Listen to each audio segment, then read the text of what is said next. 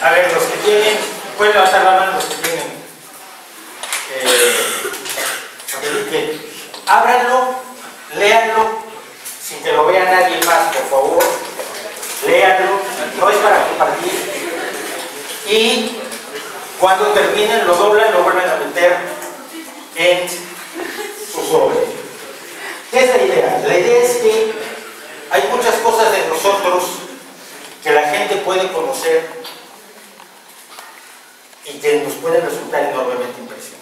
La gente puede saber cosas de nosotros que realmente creemos que no deberían saber.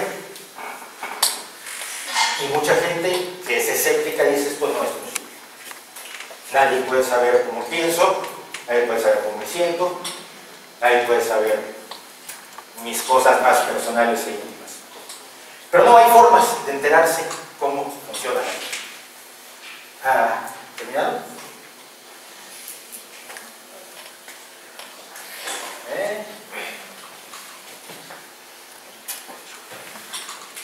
Esto se ha hecho en muchísimos lugares, ¿cierto? Este es un trabajo que se hace en muchísimos lugares, en universidades y en centros de evidencia, en muchos centros de evidencia.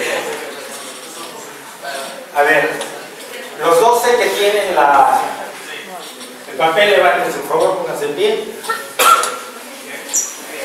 No son 12, son 9. Chico, profesor. Vale. Son 9. Sí, correcto. Bien.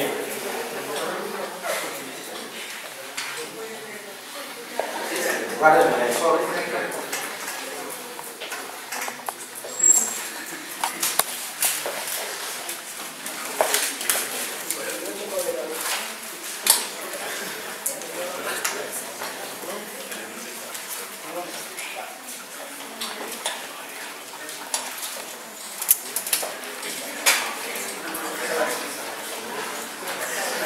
Bueno, a ver, no quédense de pie, no quédense de pie.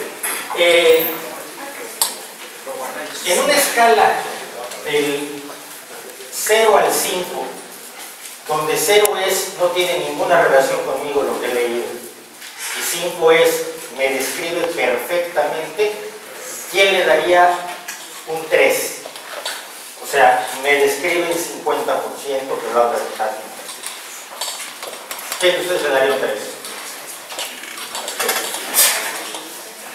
¿Quién le daría un 4? 3. ¿Quién le daría un 5? 3 más. 4. Yo creo que 4. 4. ¿Quién le daría un 2? O sea, que por lo menos en un 40% esto ha acertado en la personalidad de cada uno de ustedes. ¿Podrías leer la primera frase de tu evaluación, por favor? No es muy personal.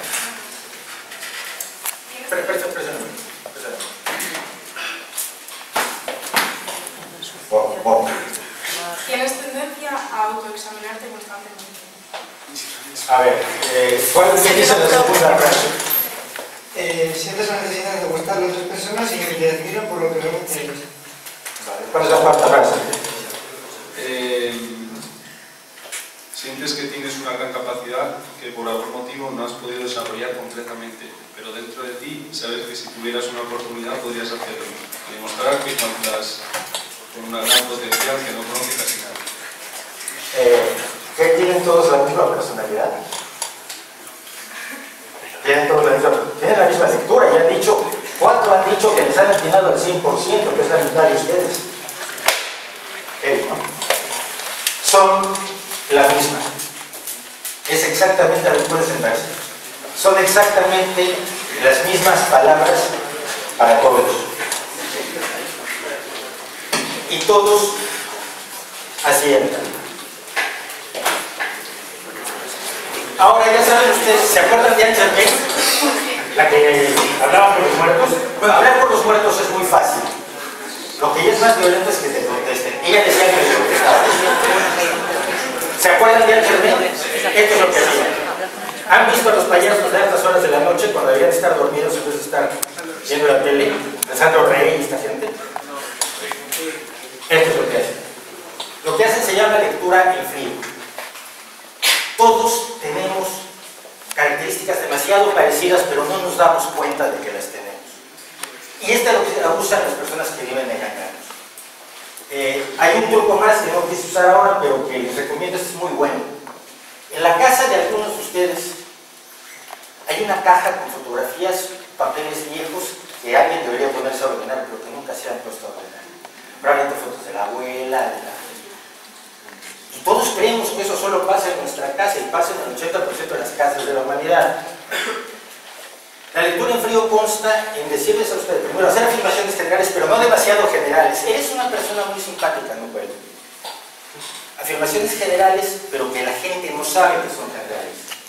Afirmaciones que sirven para todo. Eres una persona muy callada, pero a veces eres muy abierto. Vale, atinas porque atinas.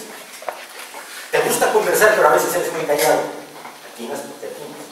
Pero la gente se acuerda solo de los aciertos, de los videntes, de las Saint Germains y de esta gente. Así que lo que vamos a hablar hoy básicamente es de cómo nos engañan. Ahora sí les cuento un poco de quién soy yo. Yo soy alguien que se dedica sobre todo a hacer preguntas incómodas. Efectivamente me he dedicado a la música, me he dedicado a la fotografía, y a la literatura, pero como periodista me dedico a la divulgación de la ciencia, más que de la ciencia, porque cuando dicen ciencia la gente pone una barrera y dice, uy, eso no lo hago yo. Yo soy, a mí me gusta el fútbol. Y así, pero mira, para el gol imposible de Roberto Carlos contra la selección francesa en un partido amistoso que fue famosísimo, dio origen a una nueva ecuación. Cuando estudiaron la curva, lo imposible, o aparentemente imposible, que hizo el balón que tiró Roberto Carlos para allá y se metió por el de este lado. Y resultó que los científicos franceses se dedicaron años a averiguar qué uno había hecho ese balón. O sea que la ciencia no es eso que pasa allá de los señores de barcos blancas. Cuando digo divulgo la ciencia, quiero decir divulgo la forma de pensar de la ciencia y por una razón muy sencilla. Cuando yo tenía más o menos la edad de algunos de ustedes, estaba más de moda lo paranormal de otro tipo. Había otros experimentos con cartas y yo hacía y me puse a hacer con un amigo, nos interesaba mucho todo esto de lo misterioso, los ovnis. Entonces empezamos con un mazo de cartas, él me transmitía, yo recibía. 3 de tréboles, 4 de diamantes.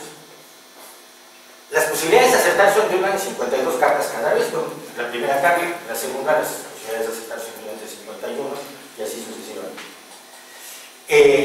Pero luego empezaba a decirme, es que vas un adelantado. ¿Cómo? Sí, la que dices es la que viene después. ¡Wow! Entonces soy telépata, pero además viajo en el tiempo. Y luego decía, bueno, pero ahora vas atrasado una. O sea, me estás diciendo la que ya pasó. ¡Wow! Soy telépata para los dos lados. Después de un rato, y como hayamos tenido buenos profesores, afortunadamente, pues miramos y dijimos, no estamos haciendo tontos solos. Lo que estamos haciendo es ampliar las posibilidades de acertar hasta que aciertas. No le acertaste al número, pues sí le acertaste al palo de la carta. Siempre hay 4 palos en la baraja inglesa. Diamantes, picas, tréboles, corazones.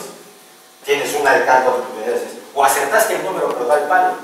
O bueno, no era reina, pero era jota o sota.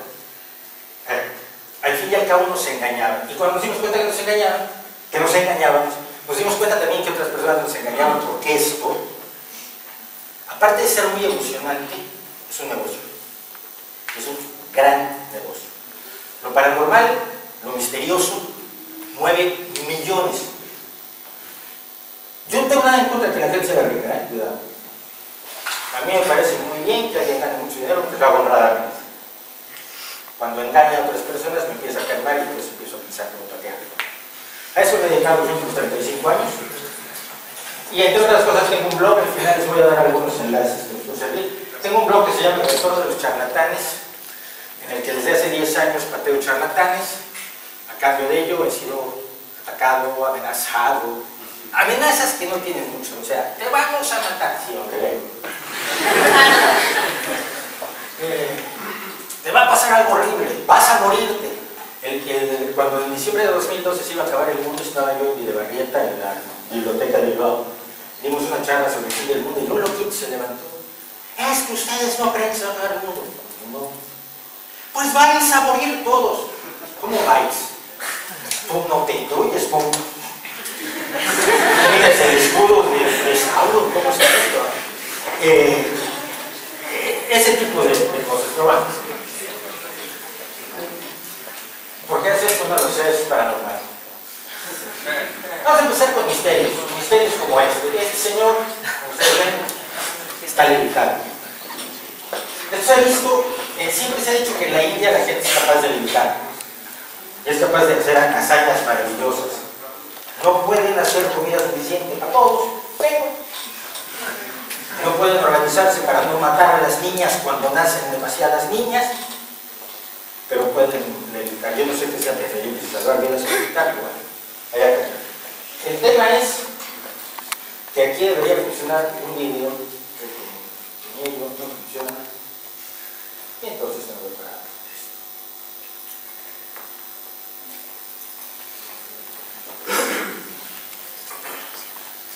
esta es una exhibición de levitación que vamos a ver.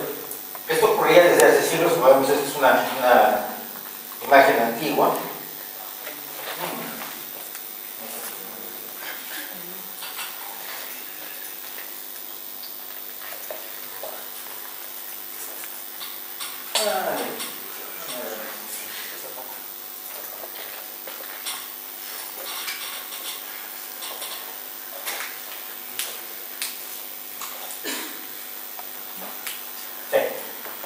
Ahí tienen al gurú levitando. Este señor, que parece miembro de una banda de heavy de las primeras que hubo en el mundo, es Premanand, un tipo brillante que se dedicaba también a patear gente como este simpático gurú, a quien le ha pedido que deje de levitar. Y al dejar de levitar, Premanand descubría cosas como esta.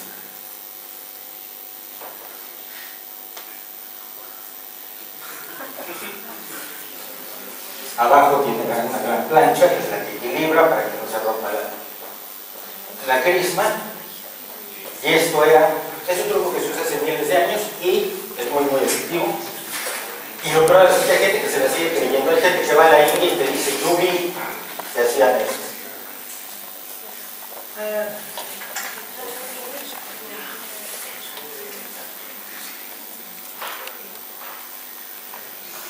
En los cuestionarios que hicimos, vamos a contar unas 3 historias de fantasmas para ir entrando en tema. En los cuestionarios que hicimos, le preguntaban varios sobre fantasmas. Yo tengo un problema con los fantasmas. ¿Cómo sabes que lo que viste es un fantasma? O sea, ves algo en la noche. No tiene una forma muy clara, a lo mejor es medio transparente, te parece medio transparente. ¿Cómo sabes que es un fantasma y no otra cosa? ¿Cómo se define fantasma? Ahí lo sabe. Cuando la gente ve algo raro y dice, vio un fantasma, como podría haber dicho, vio un pitufo. No, porque los pitufos sabemos cómo son, tienen 2 manzanas de altas, son azules, que realmente. Pero, ¿cómo sabemos qué es un fantasma? Porque aquí tenemos los fantasmas clásicos, es un fantasma de un cementerio de la izquierda. Esta siempre me ha a mí causado una pregunta muy importante. La ropa se muere y renace. O sea, esta chica está vestida con el fantasma de la ropa que traía cuando se murió.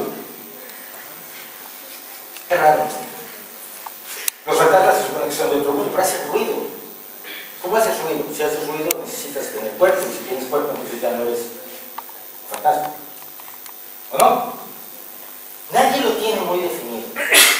La realidad es que vemos fantasmas por motivos que vamos a ver más adelante de cómo funciona lo que tenemos arriba del cuello.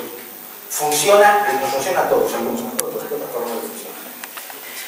Y funciona cuando estamos en condiciones como estas. Aquí se han hecho experimentos extraordinarios, que son las catacumbas de Edimburgo.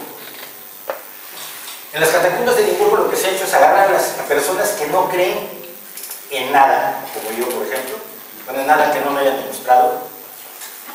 Me metes a mí, me dejas ahí a oscuras y a los 15 minutos estoy viendo fantasmas. Estoy oyendo ruido. Estoy sintiendo que me tocan. Y todo eso está pasando. Bien. Sin embargo, esto no quita que la gente fantasma. Y esta es un caso clásico de aquí. Además, es un caso clásico de aquí. ¿Alguien lo conocía? La Casa Cuartel de Aboño. El caso de la Casa Cuartel. El caso de la Casa Cuartel de Aboño fue un grupo de chicos que pretenden hacer estudios paranormales. Fueron a la casa Cuartel de Aboño, vieron una serie de cosas y grabaron un ruido y creyeron que habían visto fantasmas. Yo lo conozco, yo ordenaré esto con David, que es el jefe Goya, el jefe de Gaipo, hablado con él, y ellos creían sinceramente que habían descubierto.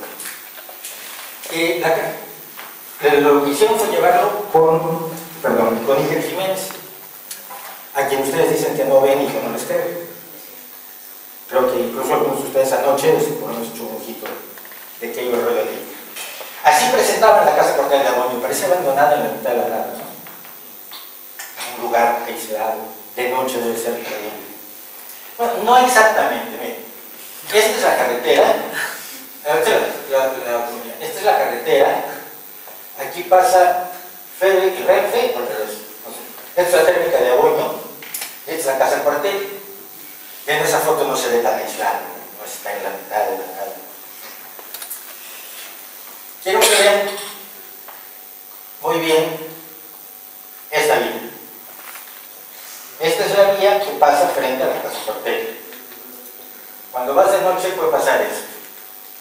Entonces digo, bueno.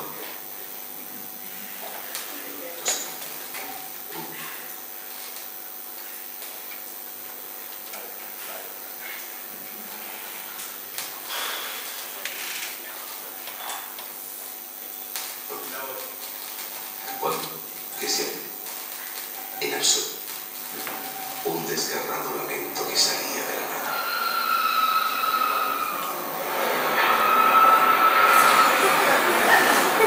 El grito, para mí es preocupante, ¿no? Porque se oye un grito larguísimo.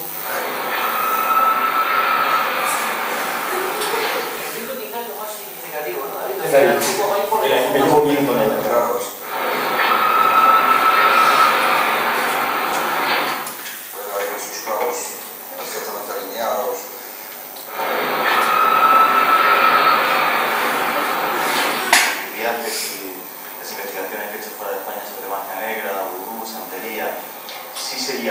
Que es habitación de los clavos, todos los clavos que hay en la esquina, porque no olvidemos un detalle, es que justo en la esquina, y David porque me lo comentó, porque ya estábamos de noche, efectivamente, había fuego y estaba quemado, con lo cual tiene pinta de ser parte de un ritual de magia negra que se pudo producir allí, posiblemente de Bush.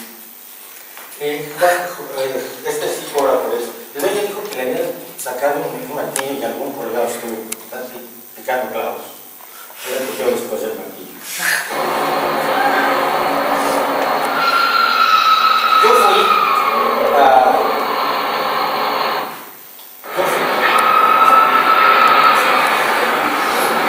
Ahí estaba la grabación, un grito, simplemente, desgarrador, y no sabemos quién lo profirió. Sí sabemos, sí sabemos. Yo me fui, les voy a contar una cosa además. Hubo un listo, la gente empezó a ir a la Casa Cuartel de Aboño, le destrozaron la casa al pobre dueño. Al dueño probablemente lo conocen, es el dueño de la casona Covellanos en Cimarilla. Le destrozaron la casa, las herramientas que guardaba allí se las mandaron todas. Pero sobre todo hubo uno muy listo, que se puso en la puerta a curarse todo su entrada. Y te hacía el tour. Ese fue el más vivo de todos. Yo me fui una noche, no demasiado noche, y fui a ver qué sonaba. De hecho, se oye en el aterrador tren, se oyen las ruedas del tren, cuando giran. Los trenes con ruedas de hierro cuando giran, pues así. Entonces, se puede presentar muy misteriosamente, pero no lo es. Y se puede investigar muy seriamente. La gente de Aboño estaba desconformada. Todo eso sería muy divertido de no ser por eso. Pero no. Se transformó en eso. El señor pensaba hacer un alojamiento rural, un lugar de turismo rural. tenía planes, para eso había comprado la casa cuartel. Desde hace una pila de años que pasó esto, no ha podido hacer nada con ella. Y ha perdido su inversión, ha perdido un negocio, lo ha pasado mal. Estas son consecuencias que quizás, obviamente, cuando uno de buena fe va a buscar fantasmas, no se imagina. Cuento otra de fantasmas porque en esta yo tuve que ver. Esta fue la que logró que el club de fans de Iker Jiménez me pusiera en el primer lugar de los que quieren ahorcar. Hace unos años dijeron que habían ido unos chicos. Ustedes saben, como todos hacemos, vas en la noche a un cementerio, no ves nada y te tomas a tomar fotos. ¿Qué no lo he hecho? Bueno, pues unos chicos en algún lugar de Ávila, de la provincia de Ávila, no querían decir dónde, habían ido y habían tomado esta foto donde no había nada. Como no había nada, lo que haríamos cualquiera de nosotros, tomar otra foto. En la otra foto estaba muy oscura, así que vamos a aclararlo un poco. Trajo. No, se ve, ¿no? Ahí se ve. Sí, la otra es que era muy oscura, por eso la aclaramos.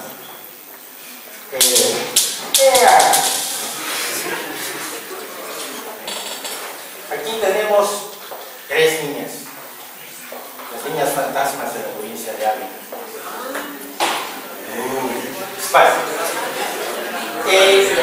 El problema es que siempre hay gente que cuando hay un engaño va y llama al enemigo. Entonces a mí me llamaron. Alguien de la oficina de Iker Jiménez me llamó y me dijo: oye, están engañando a la gente con esto gravísimo, te mando las fotos, las originales. Para un análisis fotográfico hay que tener siempre los originales. Me mandaron los originales. Los originales, si ustedes no lo saben, sépanlo, sus cámaras, sus móviles, todo guarda una enorme cantidad de información aparte de la foto donde están haciendo chorros en el baño. Guarda información de dónde están, qué hora es, si se disparó el flash, si no se disparó el flash. Mientras más compleja la cámara, más datos guarda. Es que estaba yo con una amiga encima de ella, porque la foto está tomada en quien tú eres. Cuidado. Esta es la primera foto. Vemos que eran muy parecidas, eran extrañamente parecidas. Cuando me mandaron las fotos, se pueden ver los datos. Estos son todos los datos que tenían las imágenes, las fotos. Y esos son los datos que tienen las fotos que toman ustedes. Cuidado. Tamaño del archivo. Aquel era más pequeño que este, raro. Si tú tomas 2 fotos de lo mismo, con la misma cámara, tiene que ser más o menos el mismo tipo de archivo. El ancho cambiaba, no. La altura no cambiaba, la resolución no. Pero teníamos algo muy curioso. ¿A qué hora había sido tomada la foto? A las 4:14 de la mañana con 2 segundos, y aquí a las 4:14 de la mañana con 2 segundos. Desafortunadamente la cámara que usaron, que es la Sony DSC-P92, no puede tomar fotos en 1 segundo. Se tarda 1,4 segundos en tomar 2 fotos. Entonces no puede tomar 2 fotos en el mismo segundo.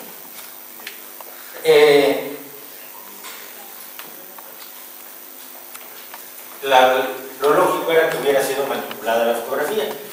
Para ello no me fui para esto, o sea, ya quisiera yo tener dinero para mandar presidentes y secretarías. Iba yo a hacer una exposición de fotos en Andalucía, yendo en auto, nos paramos en Ávila, nos íbamos a parar en Ávila a dormir de todos modos, y nos paramos en el Camposanto, porque para esto ya había yo averiguado dónde era esto.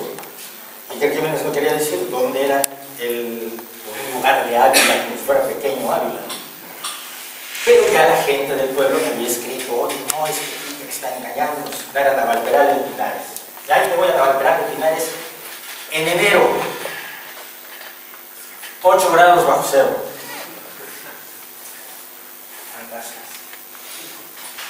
Esto es el Camposanto.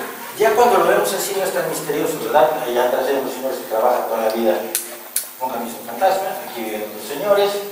La foto está tomada desde la gasolinera de la carretera. Aquí hay otro taller. Vamos aislando en la mitad de la nada del Camposanto con sus muertos, y eso pues tampoco estaba. Aquí me tienen a mí, orando en arameo por el frío. Una foto tomada exactamente desde donde habían tomado la fotografía los que después subimos quiénes eran. la historia fue compleja. Y aquí está con las niñas. Serían esas las niñas más o menos. O sea, eran 3 niñas de 3 años de este año y así de años. Entonces pasaron de ser solamente fantasmas a ser gigantes. Eran los fantasmas de unas gigantes de la provincia de Acre. Por cierto, el alcalde, que era también el carnicero del pueblo, el pueblo es, sí, se asustó muchísimo cuando le dije que podían convertir en el próximo Belmes, ¿sabes? En las calles de Belmes. Esta es la foto que se usó para crear a las niñas. Lo más divertido de esto fue que cuando estaba todo el debate y sin mencionarme, me ponían verde todos los domingos de Cuarto Milenio, Carmen Porter, la esposa de Iker, dijo que las niñas parecía que estaban dando vueltas alrededor de un centro de flores. No, mira, aquí no se ve un centro de flores. No hay centro de flores. Si sabes que hay un centro de flores, porque la foto original la tienes guardada en un cajón. Y lo hiciste como un montaje fotográfico para engañar a la gente. Que está muy bien investigar fantasmas si quieres, pero ya engañar al prójimo y encima cobrar por ello tampoco está tan bien. Desde entonces me quieren muchísimo en Cuarto Milenio. Hay otra historia de fantasmas que es un poco más antigua, pero que puede resultar interesante.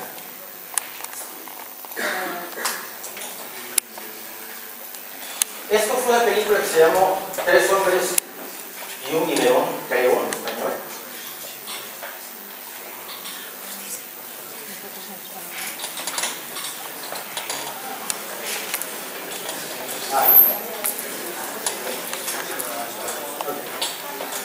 Ok, a ver, esto fue un escándalo en su momento, ahora creo que ya no tiene mucho.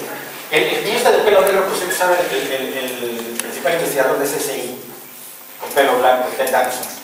Como verán, Ted Danson y yo fuimos jóvenes alguna vez, y ya se nos quitó. Y en esta película aparecía un fantasma. Fíjense muy bien. Cuando su mamá lo va a visitar allí, entre las cortinas,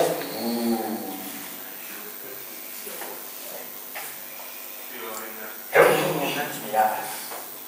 Y bueno, los fantasmólogos rápidamente sacaron incluso el dibujo del niño y explicaron lo siguiente. La película se había filmado en una casa donde un niño se había suicidado años atrás. ¿Se dan cuenta que siempre aparecen niños en estas cosas? Es que los niños venden mucho. Los niños muertos y fantasmas y tal, por alguna causa venden mucho. Y yo creo que tiene que ver con cierto morbo insano por parte de las personas que se meten en esto, pero no lo puedo asegurar. Entonces,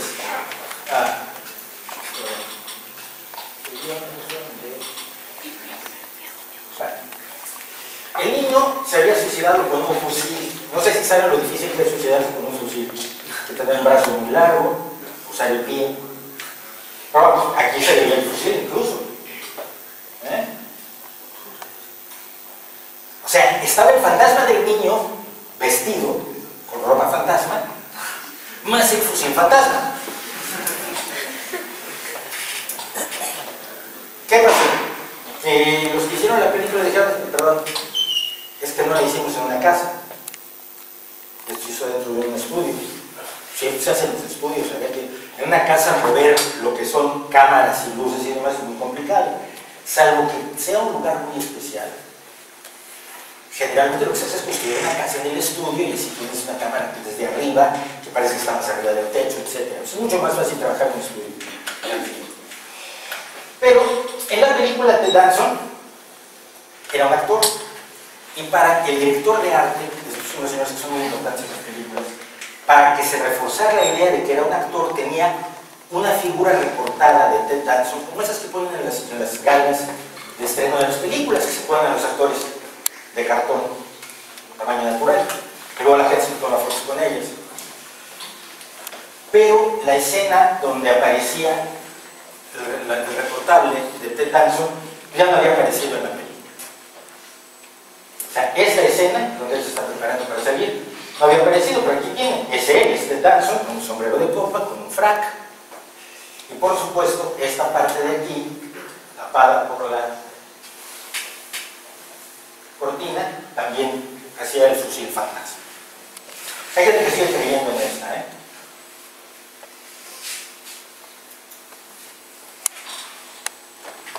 ¿Cuál es el problema con los cazafantasmas?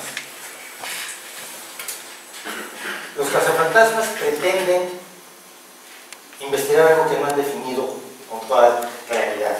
Decíamos, ¿qué es un fantasma? Mucho de lo que le pasa a esta gente es que les gusta la onda de la ciencia. Los aparatos molan, ¿no? Y sentirse, te llamas investigador, te das un diploma, a poner, soy investigador, y tengo aparatos. Pero eso no tiene nada que ver en realidad con el método científico. Aquí, esto me cae muy bien, porque, por ejemplo, este colador que está aquí arriba, es un colador colgado de un trípode, de verdad. Esto es el 100% de la casa de las caras de Belén. Esto decía que era una jaula de Faraday. Una jaula de Faraday se utiliza para impedir que entren ondas electromagnéticas en un lugar determinado. Por ejemplo, todos los estudios de grabación del mundo están rodeados de una jaula de Faraday. Una jaula de Faraday es una malla metálica que por los 6 lados del prisma cubo del estudio de grabación está forrado. No lo vemos, obviamente, es parte de la construcción. Porque si no fuera así, todo el cableado de un estudio de grabación de rock, por ejemplo, estaría pescando señales de FM, señales de AM, interferencia, el ruido del fondo del universo, estaría pillando todo. Pero esto no es una jaula de Faraday, es un cableado de velocidad. Esto que hay aquí abajo me gusta mucho más. Este es un micrófono embutido en un papel. Para captar sonidos, por ejemplo, en la naturaleza o para grabaciones en ciudad muchas veces, no sé si han visto a gente que anda con un micrófono o con un plato parabólico. Se usa una parábola porque la parábola tiene la característica de que sin importar dónde incida algo, luz o sonido, va a reflejarse en lo que se llama el foco de la parábola. Por eso, las antenas de televisión satélite son parábolas, los radiotelescopios son parábolas, y lo que usan para captar sonidos de la naturaleza son parábolas. El micrófono está en el foco de la parábola, todos los sonidos que golpean allí se reflejan y van a dar en el foco. Esto no es una parábola ni con ganas. Es una simulación de una parábola. Este es el tipo de cuestiones que ustedes van a ver siempre en las investigaciones de fantasmas. Y dicen, hemos detectado algo. Y nunca detectan nada. Usan mucho esto, los llaman detectores de infrarrojos. Es lo que se usa en los baños para que se encienda la luz cuando ustedes entran. Ellos dicen que si suena el timbre vive un fantasma. Se supone que todos los fantasmas emiten calor. No estaban muertos. Generalmente cuando disparan estas cosas en las casas abandonadas, porque pasa una rata, un murciélago, una cucaracha muy grande y cosas así. Esta era una preocupación que tenía varios de ustedes y quería yo pasar por ella rápidamente. Estos son círculos de las cosechas de los que han estado apareciendo en todo el mundo desde los años 90. ¿De acuerdo? En realidad empezaron siendo así. O sea, círculos. Simples y sencillos círculos. Con el tiempo empezaron a volverse pues, un pelín más elaborados. Y muchísimas personas dijeron, vamos a estudiar qué es eso. Algunos eran muy divertidos, por ejemplo, iban con una vara con un pendulito y decían, mira, aquí percibe una energía extraña, el gobierno de Inglaterra debería darnos dinero para estudiar esto. ¿Cómo percibes qué es esa energía? ¿Por qué no la puedo percibir yo? No, es que yo soy espiritual y tengo un pendulito y tú no tienes pendulito. Y se iban y daban vueltas por los círculos, dan vueltas por los circulitos con pendulitos y con varitas y creen que están percibiendo algo que no perciben. Se preguntan ustedes, ¿es misterioso el origen de los círculos? Les presento a los señores que iniciaron esto. Se llaman... Perdón. Hasta no decir un mencionar sus nombres. Doug Bauer, el de allá, y Dave Chorley, el de acá. Doug Bauer, cuando empezó el lío de los ovnis, que ahora está bastante más olvidado, porque cuando yo era joven era, pues trabajé en una revista de ovnis en México. Lo reconozco. Era alucinante el tema de los ovnis. Y se había dicho que ciertos círculos que aparecen naturalmente eran huellas de donde se habían usado los ovnis. Sí, parece que no tienen tecnología para viajar por todo el universo, pero no tienen patinas. Lanzaban girando, por lo cual los extraterrestres además ya han salido así, porque no tenían que girar, y eran nidos de ovnis, así les llamaban. En realidad eran lo que desde el medievo ya se conocía como círculos de las alas. Hay una infección de hongo muy divertida que puede ocurrir en cualquier prado, pero no sé si aquí en Asturias las haya, en Irlanda las hay. Una pequeña infección de hongos que se extiende circularmente, entonces en 2 o 3 días tienes un círculo sin hierba. Claro, en el medievo les llamaban los círculos de las hadas. Se supone que en la noche las hadas y los gnomos y los elfos se reunían allí a hacer sus cositas. Sus cositas eran bailar y hacer musiquita. ¿Lo pensamos? Okay. En 1992, Dave y Doug llevaban 14 años haciendo círculos. Lo que se les ocurrió es, oye, estos chiflados de los ovnis, si empezamos a hacer círculos, los flipamos. Empezaron a hacer 8 o 9, nadie les hizo caso, al 10º apareció uno de los chifladitos. Uy, aquí aterrizó un ovni, ¿estás seguro? Sí, estoy segurísimo. Pasaron años haciendo círculos, estaban jubilados, no tenían nada por qué hacer, ellos pelearon la guerra, por lo menos uno de ellos peleó la guerra. Y pues se dedicaban a esto. Ocurrió un problema. En 1992, Doug Bauer tuvo un grave problema con su señora.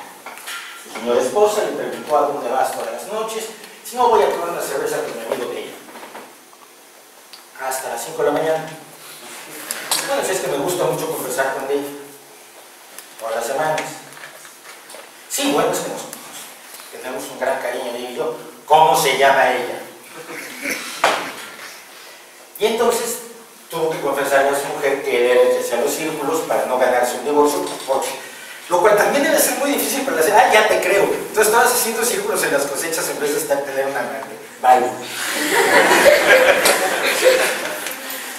Pero claro, el punto es que él pudo demostrarlo. Pudo demostrarlo porque hicieron por aquellos años numerosos círculos para enseñárselos a la gente. Esto fue la gran exclusiva de cómo hicimos los círculos. Los círculos más complicados, las figuras más complicadas que ustedes se imaginen, son triviales de hacer si saben un poquito de geometría. Ahí está la cosa. Que hay que saber geometría. El que no sabe geometría dice, ¿cómo se podría hacer eso? Estudiando. Con un palito y un hilo se pueden desarrollar las más extraordinarias formas que ustedes han visto en los círculos de las cosechas. Todo es cosa de saber lo que estás haciendo. Por eso se convirtió en un desafío entre universitarios en el Reino Unido. A ver cuál hacía la más guay.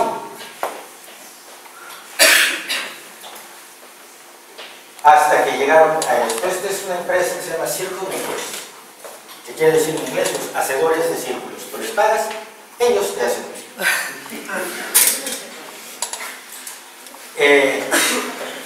Yo no puedo creer que todavía haya gente que crea que tienen orígenes misteriosos. Es decir, es cierto que pues ya cuando empezaron a dibujar a Mickey Mouse, a ver si la gente lo pillaba, la cosa estaba cayendo un poco en el absurdo, ¿no? Pero ni así lo pilló la gente.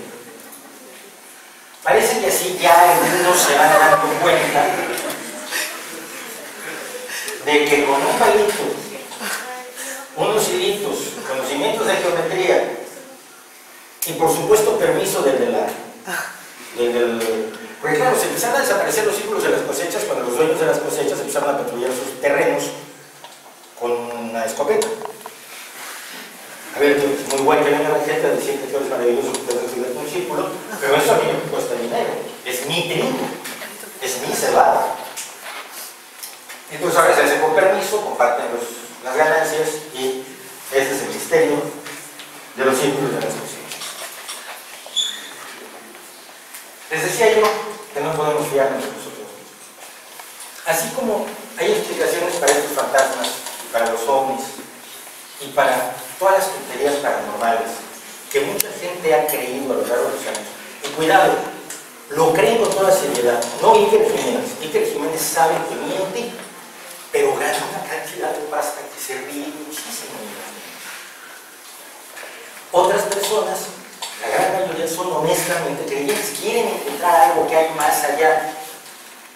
Entonces tenemos dos fenómenos: gente que vive de engañarnos, con la que hay que tener mucho cuidado, y también la posibilidad de engañarnos a nosotros mismos. Y aquí es donde quiero que aprendamos un poquito de cómo funciona, cómo podría funcionar mejor lo que tenemos aquí. El micrófono que se queda ahí. Bueno, nuestra percepción de las cosas es inexacta. Nosotros creemos, yo lo vi, estaba allí. Yo lo escuché clarísimo. Confiamos en nuestros sentidos y cometemos un error. Nuestros sentidos no están hechos para evaluar con precisión el universo a nuestro alrededor. Sabemos que hay una enorme cantidad de radiaciones por arriba del rojo y por debajo, por debajo del rojo y por arriba del violeta que no podemos ver. Hay sonidos que son demasiado agudos, demasiado graves para que los podamos oír. Gente como yo, a la que le gusta el rock, pasan de los 50 casi moviendo los 60, pierde los agudos.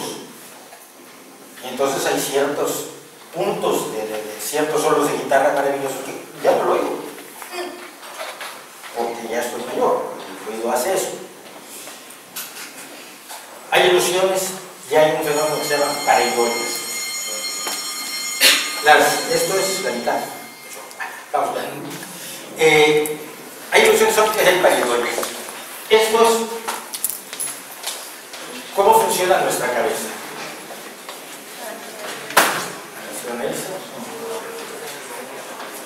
Ok, este gris, una pregunta a todos. Este gris de arriba, no el de aquí donde se junta, este gris de arriba, ¿es igual o más oscuro que el de abajo? El que dijo igual ya conoce la ilusión. En realidad, ¿qué les parece? ¿Parece más oscuro o parece más claro? Parece más oscuro. ¿Por qué? Porque nuestros ojos y el aparato que hay detrás de nuestros ojos, que es la corteza visual, que es la que registra lo que vemos, y el resto de nuestro encéfalo, que luego interpreta lo que vimos, está habituado a funcionar en contexto. En contexto, lo de abajo tiene que ser más claro que lo de arriba, porque se sugiere que hay una luz cayendo desde arriba que nos muestra esto iluminado y esto en la sombra. Y esto, por lo tanto, debe ser más claro que esto. Aunque evidentemente no lo sé. Que ya se lo sabían, pues queda muy claro. ¿Qué es lo que pasa? Nuestros sentidos nos están engañando. Nuestros sentidos nos engañan con una cosa, con las llamadas pareidoides. Estamos diseñados para buscar orden en la naturaleza. Y si hay algo caótico, le buscamos el orden. Esto le llaman pareidoides los psicólogos que se dedican a eso. Yo le llamo el efecto del azulejo del baño. Cuando está uno en el baño, sentado, filosofando, y mira al azulejo y empieza a ver un caballito, una personita, ahí se sonríe, ahí se está cabreando, ahí se va corriendo. Es lo mismo que hacemos cuando nos podemos ver las nubes. Pero es que la gente lo hace en el baño. Cuando vemos las nubes, buscamos en el caos del agua en suspensión, que no es vapor de agua ya, es gotas de agua, buscamos orden. Entonces inventamos un caballito, inventamos una cabeza, inventamos unos ojitos, inventamos un señor con barba, y aquí en Venus inventamos un señor que es así, conocido como el humanoide de Venus. Obviamente nadie en Venus estuvo tallando a un señor así. Es una pareidoide. Cada vez que vemos dos puntos con una raya abajo, vemos una cara. ¿Hay una cara allí? No, en realidad no. Pero nuestro cerebro, evolutivamente, nuestro sistema nervioso está hecho para eso. Es bueno que sepas reconocer caras lo más rápido posible. Hombre, no solo por las caras de tus amigos y las caras de tu familia, sino por la cara de leopardo que puedes almorzar. Tienes que reconocer la volveremos al leopardo. El horizonte es recto. Vayan a la playa. El horizonte es recto, pero la tierra es esférica. Semesférica. Nuestros sentidos nos dicen, y durante miles de años, por eso la gente lo creyó, que esto es recto, la tierra tiene que ser plana. No veo curva. Nuestra curva es tan enorme que cuando ves un solo trocito parece recto. Pero si mi sentido común y mis sentidos me dicen que es recta, está en recto. En la noche, si un día ya casi nadie lo hace, salvo los astrónomos, nos ponemos a ver las estrellas durante largo rato, no, la realidad. Es como hace la gente, es así. Luego hace así, algo está volviendo ovni. Nunca ven el cielo. Si vemos el cielo, vemos que gira a nuestro alrededor. Efectivamente gira. Puedes ver la Vía Láctea moverse a lo largo de la noche a nuestro alrededor. Es impresionante. Si tienen un lugar donde no haya luz, lo pueden ver. Es una de las bellas cosas de la vida. Y la Tierra está firme. El universo gira alrededor de la Tierra. Es lógico. Es lo que nos están diciendo nuestros sentidos. Y otra vez nos están engañando. Viajamos a una enorme velocidad girando sobre el eje de la Tierra. Pero a una velocidad aún mayor girando alrededor del Sol. Pero a una velocidad aún mayor con todo el sistema solar girando en el brazo de la galaxia, de la Vía Láctea, y con toda la galaxia girando alrededor del núcleo local. A velocidades que no sentimos afortunadamente. Porque todos vamos a la misma velocidad. Y cuando dos cosas van a la misma velocidad, parece que están paradas. Están detenidas. Nuestros sentidos nos engañan. Pero también nos engañan nuestros juicios. Existe toda una disciplina que se llama el estudio de los sesgos cognitivos, y es cómo nos engañamos solos. ¿Cómo llegamos a conclusiones incorrectas? Vamos a poner un ejemplo. Más o menos así éramos hace unos 5 millones de años. Poco más o menos. Todos, nos olvidamos. Todos éramos más o menos así como este mono. Uso este mono porque es un mono etíope y la especie humana, como todos sabemos, apareció en Etiopía. Imagínense que está aquí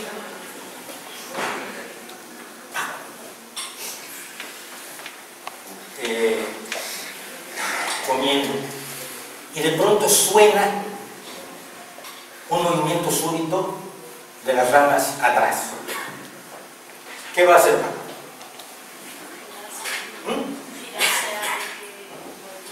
Ella dice girarse. Tú estás comiendo, estás en la selva, no sabes nada y oyes un ruido atrás. ¿Qué es lo lógico que hace? Más rápido que puedas. Una visión científica, una visión racional, nos diría, hay un ruido. Voy a establecer la hipótesis de que es mi primo Enrique. Voy a comprobar mi hipótesis, giro, y si es mi primo Enrique, he acertado. Soy muy feliz y cedo mi primo Enrique de comida de lo que estoy comiendo. Pero para ser padre. En cuyo caso no vuelvo a hacer una hipótesis porque soy el menor de los padres. Aquí está. Pero nosotros fuimos, nuestra especie fue durante muchos años el almuerzo más lento de la pradera. Éramos comida. Nunca olviden eso. Éramos comida. Y logramos dejar de ser comida gracias, entre otras cosas, a que evolucionó nuestra forma de ver el mundo, pero también gracias a los sesgos cognitivos. Tú concluyes que algo está pasando y ya luego verás si era cierto o no. Necesitas llegar a conclusiones rápidas, aunque estén equivocadas. El 99% de las veces que oigas un ruido y salgas huyendo, no va a ser un parto. El 99% de las veces vas a estar equivocado. Pero para tu supervivencia está mejor equivocarte 99 veces que equivocarte una, que sea el que más. Por lo tanto, la forma en que enjuiciamos las cosas tampoco es tan fiable. Y finalmente nuestro razonamiento se equivoca. Muchas veces creemos que razonamos las cosas y nos equivocamos. Esto se llama falacias lógicas. Aquí hay algunos ejemplos. Es bueno porque es natural. Se llama la falacia del natural. Mucha gente ahora te vende cosas que te dicen, es natural, ya. Y los hongos venenosos también no lo son. Muy naturales. Pero no son buenos por ser naturales. Hay cosas naturales buenas, hay cosas naturales malas. Hay cosas artificiales buenas, hay cosas artificiales malas. Pero la falacia es un razonamiento incorrecto. Es bueno porque es natural. Es mentira porque va contra las tradiciones. Esto se ha hecho así toda la vida. Ya, y no te has dado cuenta que hemos metido la mata. Esto es muy tradicional. Mutilar genitalmente a las niñas lo hemos hecho desde hace 500 o 600 o 1000 años. Uno ya es hora que pare. No ir contra las tradiciones no invalida nada. Es verdad porque mucha gente lo cree. Esto además se llama la falacia de los números, el argumento de los números. Es que si tanta gente dice que la homeopatía es buena, ha de ser buena. ¿Cómo se van a equivocar millones de personas? Como se han equivocado a lo largo de la historia, las personas siempre. Hubo una época en que todos creían que había brujas, y eso no hizo que existieran las brujas. Hubo una época en la que todo el mundo creía que la Tierra giraba, que el Sol giraba alrededor de la Tierra y tampoco lo hizo cierto. Si lo cree mucha gente, es probable que sea verdad, pero también es probable que esté equivocado. No es un argumento. Finalmente es malo porque lo dijo un pueblo. Como lo dijo alguien que me cae mal, está equivocado. No, mira. Las afirmaciones se valoran por cuanto a lo que significan, a su validez. Así las tiene el tío que más mal nos cae del mundo. Y si el que dice una tontería mayúscula, que es nuestro mejor amigo, nuestro hermano, nuestro camarada, nuestra pareja, de todos nos hay que decir, no es cierto. No porque lo digas tú, que me caes muy bien así. La gente que nos engaña nos dice que sabe puede hacer ciertas cosas y que nosotros no sabemos o no podemos hacer ciertas cosas. Eso es falso. Puedo usar varios ejemplos, pero voy a primero a pedirle a Paco. Pensaba a favor de ponerse a dormir. Sí, vamos a hablar un poco más adelante de una de las timos más extendidos en el mundo, que es la homeopatía. Y para efectos de la homeopatía hemos encontrado un sedante que en la farmacia dicen que cada píldora es equivalente a 10 miligramos de Valium, de diazepam. Más o menos con 50 miligramos de Valium están ustedes hablando con Justin Bieber. Les caiga bien, les caiga mal, igual, está mal. Con 100 miligramos de diazepam, nos vemos mañana por la tarde porque van a dormir por la noche. Tú vas a tomarte 40 pastillas. 40 pastillas que son 400 miligramos de Valium, según lo que me dijeron en la farmacia. 400 miligramos de Valium. No, los tiene Verónica. No, ahora la caja ella, que está cerrada. Ahí está bien. Yo no la veo. Señala. No, enséñala a todo. Que me es un cister. Saca 4 pastillas, anda, que si no me permite. Vale 7,40, ¿eh? 7,40 euros.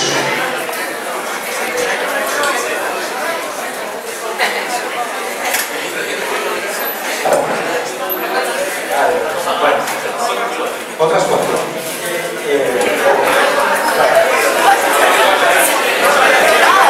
Me preguntan que si me las voy a tomar en serio. Sí. No, en serio. En realidad lo que está haciendo Paco es trampa, debo decirles. Porque yo me las tomé sin agua y me las mastiqué.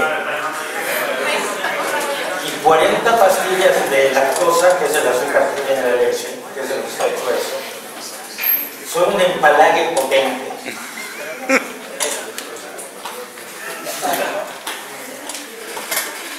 O sea, por lo menos hasta el miércoles, si funciona este sedante que venden en las farmacias como sedante, de aquí al miércoles no cuento. Como falle. Si falla, hasta el miércoles.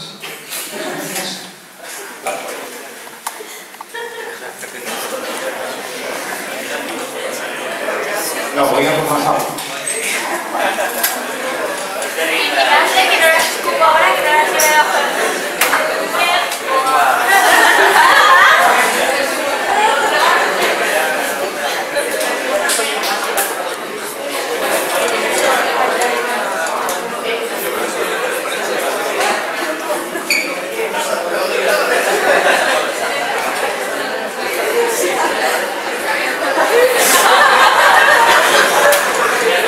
Lleva media casa. Van 20. Bueno, en realidad, a lo que refiero a todo esto, si no podemos confiar en mucha gente que nos cuenta historias que son emocionantes, que son esencialmente guay, y luego no podemos confiar demasiado en nosotros mismos, la duda lógica es cómo podemos saber cosas. Este instituto, por ejemplo, se construyó utilizando un conocimiento determinado que nos da una certeza razonable de que no se nos va a caer el techo encima en este momento. Razonable. No ha caído. Esto ya es una ventaja. Hay una forma de averiguar cosas de verdad, de saber cosas de verdad, más allá de lo emocionante, más allá de nuestros problemas de percepción, de juicio y de razonamiento. Y se resumen estas dos frases. ¿Cómo lo sabes? Puedes probar. A cualquier pregunta, a cualquier persona que nos diga, mira, es que yo he encontrado un aparato que hace energía gratis. Si hace energía gratis, has resuelto todos los problemas de la humanidad de aquí hasta el final de los tiempos. Todos los problemas de la humanidad son por energía. Lo demás es consecuencia. Si ustedes pueden tener energía suficiente para acabar cosas en África, si pueden tener energía suficiente para llevar comida de donde la haya, donde no la hay, de donde sobra y se tira, a donde está faltando, medicinas, si tienen toda la energía necesaria para ser mucho más baratas, todas las cosas del mundo, porque el mayor gasto, uno de los mayores gastos de todo lo que se produce es la energía, el transporte, la manufactura, la transformación de las cosas. Si alguien tiene una cosa que hace energía gratis y la tiene en su cochera, lo menos que se le puede decir es, ¿puedes probarlo? Bueno, no es que necesito $2 millones para continuar el desarrollo. Ya, o sea, no es cosa de ponernos a pensar que existen leyes de la física que nos dicen que es imposible una máquina que tenga energía de la nada. Hay una ley de la física que lo impide, la ley de la conservación de la energía. No, es que si lo tienes, deberías darlo. Y si no nos lo das, es porque no lo tienes y nos estás viendo. ¿Cómo lo sabes? ¿De dónde lo sacaste? Hombre, no es que hice 25 experimentos y tengo aquí los resultados de los experimentos y además los analicé estadísticamente de una manera correcta, los publiqué en una revista y todas las personas de la especialidad que les han leído dicen que no está mal. Puedes probarlo, sí, claro, lo probé con los experimentos y demás, me muy bien. Y tú no, yo he visto platillos volantes de seres extraterrestres que vienen de Aldebarán. ¿Cómo lo sabes? Porque viene lucecita en la noche. ¿Puedes probarlo? No, pero es lógico, ¿no? No es lógico. Mira, lo que viste en toda esta estación espacial internacional, que a veces aquí, por ejemplo, desde Gijón se ve 3 y 4 minutos. Si algún día lo pueden... Hay aplicaciones en internet directamente donde pueden ver desde aquí cuánto se ve pasar la estación espacial internacional. O viste Venus, o viste otros satélites, miles de satélites. Cuando nos ponemos a mirar el cielo, de pronto aparecen cosas que se mueven de manera rara. Generalmente son satélites, tenemos una gran nube de satélites alrededor del planeta.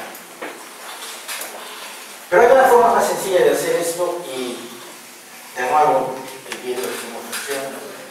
Hay que estar muy atentos, porque esto...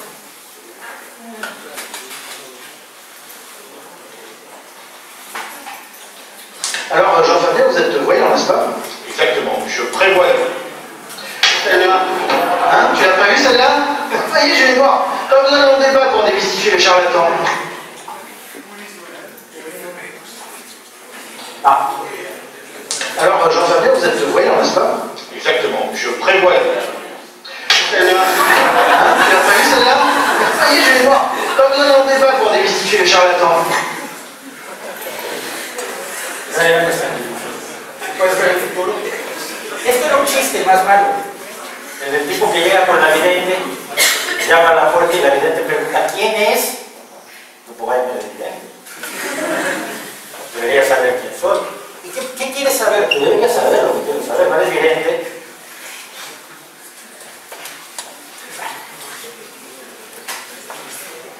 Si alguien puede probar que ve el futuro, lo puede hacer de maneras impresionantes. ¿Cómo se saben las cosas? Hay muchas cosas que no son fuentes de información. Lo vi en YouTube. Oye, no, es que mira, es que aparecieron unas hadas. ¿Cómo lo sabes? Hay un video en YouTube. Hay millones de videos en YouTube. No son prueba de nada. Hace 20 o 30 años, cuando yo empecé, era muy difícil hacer efectos de video. Hoy los hace. Hay una aplicación para poner ovnis en tus fotos, no sé si la conoces, y es gratis. En el iPhone, por lo menos, hay una aplicación que la bajas, tomas una foto y le pones tu ovni. Era más difícil. Nosotros hicimos muchas falsificaciones de chavales, sobre todo para que los expertos cayeran en justamente no eran expertos, que confundían igual un globo meteorológico con un platillo volador de las Pléyades y todo lo soñé. Esto antes era muy valioso. La gente cuando decía, si ustedes leen los libros antiguos, dice la gente que tenía revelaciones. Revelaciones quiere decir, lo soñé.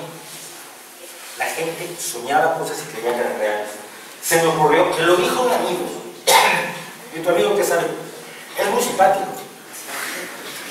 Lo dijo la tele, especialmente que no solo que en general lo dijo la tele, no es prueba de nada si no está sustentada en otras cosas.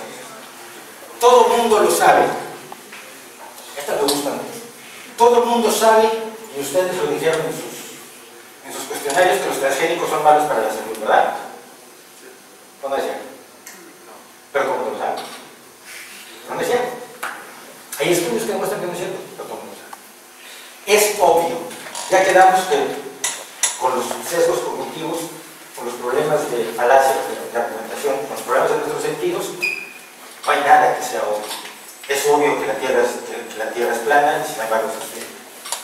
A mí me funciona. Esto se usa muchísimo en cosas como la homeopatía. La gente se siente mal. Hace algo, se siente mal. Concluye que lo que hizo fue lo que hizo que se sintiera mejor. Pero no tiene forma de probarlo. Igual es tomar homeopatía que tomar herbolaria, que clavarse unas agujitas o que rezarle a Santa Eulalia.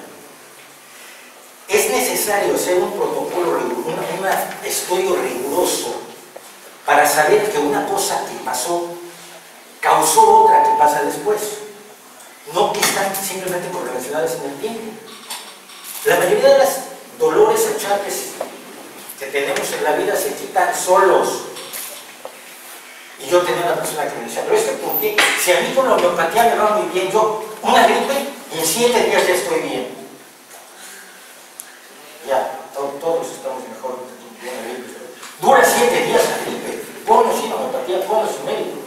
Puedes cuidar, aliviar un poco los síntomas, la fiebre, el malestar. Pero la gripe dura 7 días. Pero la gente dice, no, yo me sentía muy mal. Me tomé algún mejunje y ya estoy bien. El mejunje fue el que me curó. No, mira, las cosas pasan de otro modo. Es cierto, ¿puedo tomar otro poquito más? Sí, por favor, lo vi con mis propios ojos, te quedamos pegados. Es una televisión y es natural. En el folleto dice que si uno se olvida tomar una dosis de la recomendada, no tome una doble posteriormente.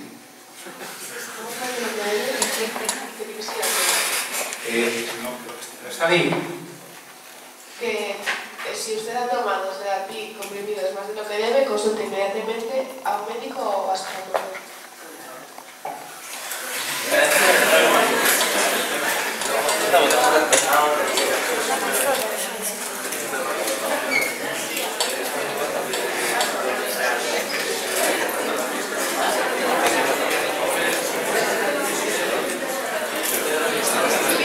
Vale, los componentes.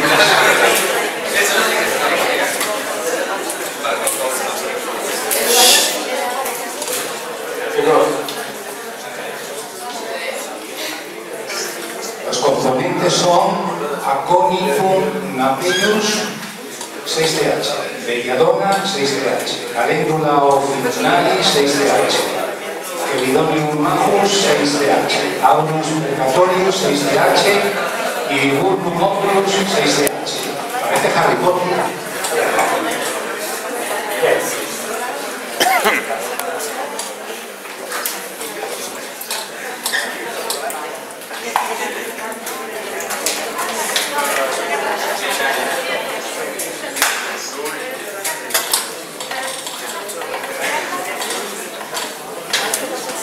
Empiezas a sentir algo de sueño, algo de relajación, algo de somnolencia, ganas de caer así.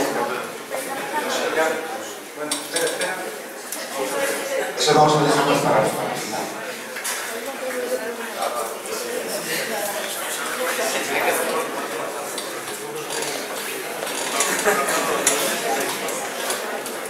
¿Y el vaso?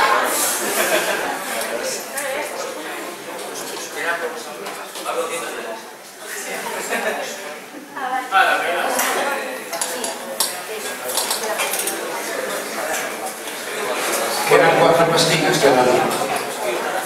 A ver si le funciona. Cualquier persona que utilice esto como argumentos, en realidad no lo sabe. Solo cree. Y creer que sabe uno algo es horrible. Es peor que la ignorancia. La ignorancia se quita. Se entera uno de las cosas y ya. Pero cuando uno cree que sabe, se puede volver lo más necio de uno. ¿Cuál es el método, pues, para estar seguros de lo que sabemos? Voy a hacer un experimento rápido, ya que estamos en esto. ¿A quién le gustan los autos de lujo? A las chicas no les gustan autos. Por ejemplo, un Ferrari les pone. Vamos a suponer que tengo un Ferrari que estuve vendiendo en 1000 euros. Es más, por ser para ustedes se los voy a dejar exactamente en 100 euros. El primero que me dé 100 euros se queda con un Ferrari y puede elegir color rojo. ¿Alguien me daría 100 euros? ¿En este momento?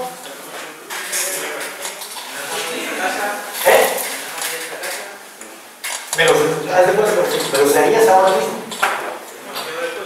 Ah, ¿quieres el coche? ¿Por qué? No me tienes confianza. No. Vamos, supongamos que te muestro el coche. Vamos a un lugar donde está el coche, paramos en la calle, en la acera de enfrente y ves el coche. Ya me darías los 100 euros. ¿Eh? Pero pongas mi nombre. Ah, quieren papeles.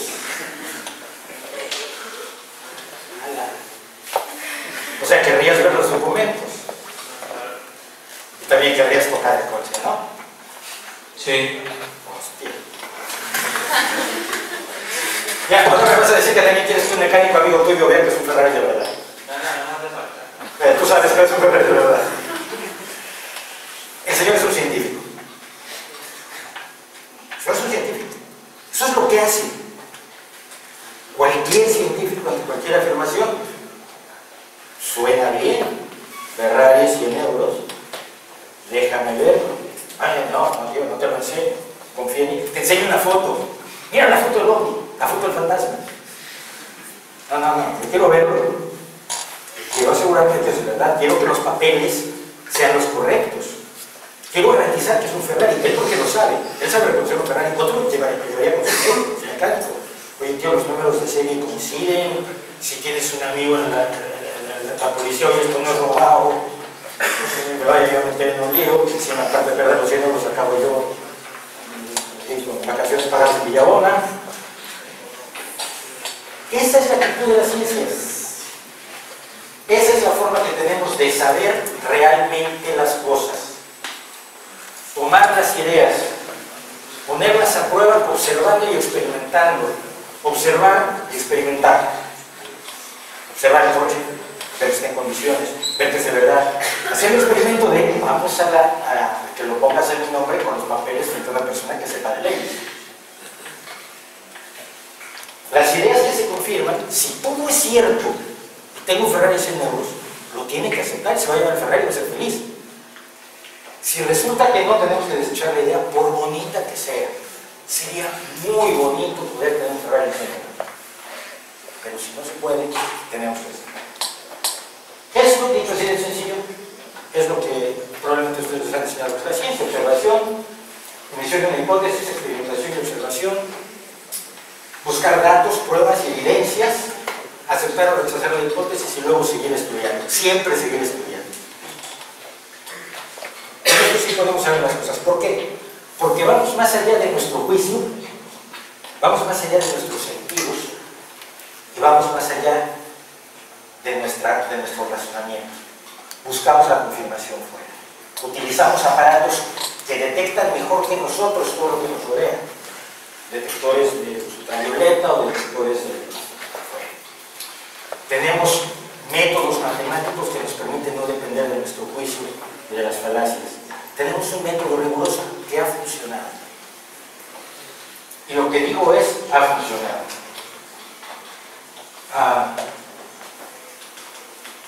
¿Te acabas el...? Sí. Vamos a acabar. Mientras tanto, les voy a pedir una cosa a todos.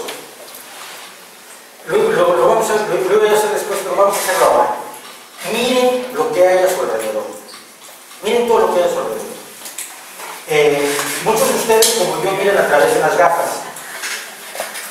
Estas gafas son posibles gracias a que Newton estudió la óptica y estudió cómo se mueve la luz al cambiar de un medio como el aire a entrar en un vidrio o en un trozo de resina y al volver a entrar al aire.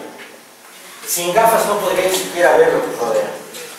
Están sentados en productos de la ciencia y la tecnología, sillas de plástico, metalurgia. Para hacer todo esto se ha usado la ciencia, para hacer la luz, para hacer la electricidad, para fabricar la electricidad y saber cómo transmitir la electricidad de allí de Abonio, donde no hay fantasmas, hasta aquí, para que ustedes puedan ver qué desperdicio de luz. Su ropa, los textiles que tenemos actualmente y gracias a los cuales todo el mundo se puede vestir, se han hecho gracias a que hubo un desarrollo durante la revolución industrial que hizo que los telares se movieran con tarjetas perforadas. Fue el inicio de la informática moderna. Todo lo que hay a su alrededor procede de la ciencia y la técnica. Todo. La música que pueden escuchar, la pueden escuchar gracias a la ciencia y la técnica. Los instrumentos que tenemos, hasta los instrumentos más simples, un silbato de barro, necesita la tecnología para que suene como debe. Ya no digo una guitarra eléctrica de primer nivel. Y sin embargo, de todo lo que está a su alrededor, nada ha demostrado ser magia. Nada ha sido magia en los miles de años de historia humana. Hace 10.000 años el ser humano comenzó su historia. Y todo lo que ha hecho lo ha hecho con ciencia y tecnología. Quizás deberíamos tenerlo en cuenta porque a veces nos hacen creer que nuestras emociones y nuestra razón van por lados distintos, ¿no? Por un lado mis emociones, por otro lado la razón, no. Acuérdense que cuando oyen algo y les gusta, una canción que les gusta, están disfrutando con el cerebro, no con el páncreas. Cuando ven un cuadro que les gusta, cuando ven a la persona que les mola, están disfrutando con el cerebro, no con el hígado. El hombre es su cerebro. No olviden. Voy a... ¿tenemos este aquí? 1:30, 4. Quería hacer rápidamente... Bueno, si podemos lo hacemos después, porque se me va el tiempo. Quería comentar rápidamente esto sobre los transgénicos. Me preocupó mucho que muchos de ustedes dijeran que los transgénicos son malos para la salud. No hay ninguna prueba de eso. Hay mucha gente que rechaza los transgénicos por la falacia naturalista. Hay que mantenerlo natural. Y lo natural nunca se ha mantenido. Todas las variedades de alimentos que consumimos consumimos en la actualidad tienen entre 100 y 200 años de existencia. Por ejemplo, las zanahorias no eran anaranjadas originalmente. No sé si saben esto. Las zanahorias eran, a veces tenían 2 y 3 patas y eran blancas, moradas, negras, como pastetos negras. Pero había algunas que eran anaranjadas. En el siglo XVII, un agricultor decidió quedar bien con el rey de Holanda. Y el rey de Holanda era de una casa reinante llamada la Casa de Orange. Orange quiere decir naranjado. El color de Holanda es el anaranjado. Hemos visto su equipo de fútbol son la máquina naranja. Entonces, lo que se decidió hacer fue que las zanahorias fueran anaranjadas. No tiene más de 300 años las zanahorias anaranjadas. El problema de los transgénicos es que es una forma más rápida de hacer lo que queremos con un cultivo que lo que se hacía antes, que es esperando mutaciones y mezclando, hibridizando cosas. Pero hay un transgénico en concreto que nos señala lo peligroso que puede ser la falacia naturalista. El señor se llama Inmopotricus. En el año 2000 desarrolló lo que se llama el arroz dorado. En Asia, el principal alimento es el arroz. El arroz, como ustedes han podido ver, es blanco y antes de pulirlo es marrón. Es decir, no tiene una sustancia fundamental que es el beta-caroteno que nuestro cuerpo usa para hacer vitamina A. Cuando los niños no tienen vitamina A, se quedan ciegos. Es así de simple. Para el desarrollo de nuestras retinas todos necesitamos vitamina A. Si ustedes no están ciegos es porque cuando eran niños comieron suficiente, no vitamina A, sino provitamina A. Beta-caroteno u otras sustancias que nuestro cuerpo usa para hacer esa vitamina A. ¿Vale? En Asia, el arroz tiene deficiencia de vitamina A, los niños se quedan ciegos alrededor de 500.000, 1 millón al año, y la mitad de ellos mueren en un plazo de 2 años. Es muy difícil sobrevivir en la pobreza siendo totalmente ciego. El señor Motricus hizo algo tremebundo. Se llama el arroz dorado. Este es el arroz normal, común y corriente. Y este es el arroz que ha hecho el señor. ¿Cómo lo hizo? Como el arroz, le agregó un gen del narciso, que es una florecita inocua, pero que produce mucho beta-caroteno, por eso es amarilla. También la zanahoria es anaranjada porque tiene beta-caroteno, el tomate rojo porque tiene beta-caroteno. El beta-caroteno es el colorante rojizo de la naturaleza, rojizo anaranjado de la naturaleza. Y tomó otra bacteria que también, como pueden ver aquí, produce mucho beta-caroteno. Tomó un gen de esta, los puso en el genoma del arroz y consiguió esto. Si los niños comieran arroz dorado en Asia en vez del arroz que comen actualmente, se evitaría la muerte de millones de niños.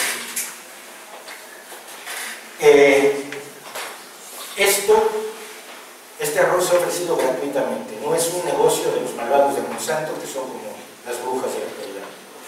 Monsanto es lo más malo. Sí, pero esto no. Esto sí es una universidad que es gratuito.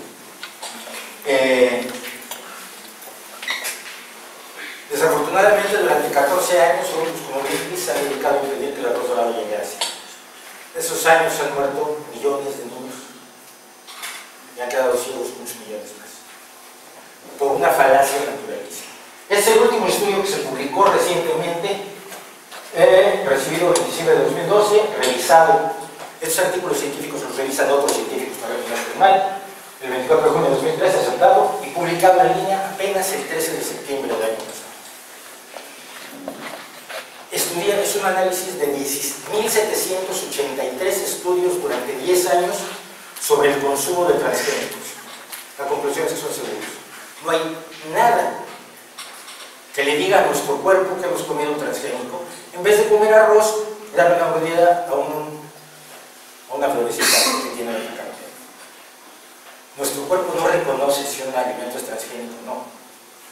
Nuestro estómago tiene una enzima, que es con lo que digerimos todo, que toma el ADN y lo rompe en todos sus componentes. ¿Qué es lo que usa nuestro cuerpo para hacerlo con nuestras manos, en nuestros pies y nuestros ojos? Y la energía que necesitamos. Y no le interesa si ese ADN, ese gen había estado en otro lado, no había estado en otro lado. Rompe el ADN y utiliza los aminoácidos y las azúcares para hacer nuestro cuerpo. No tiene forma de saber que es un transgénico. Y luego llegamos a las medicinas, a las pseudomedicinas, que son lo otro, que es terriblemente peligroso, con lo que estamos jugando. ¿Ya acabaste o todavía? ¿Ya sueño? Somnolencia. Lamento decir. ¿Me ves doble?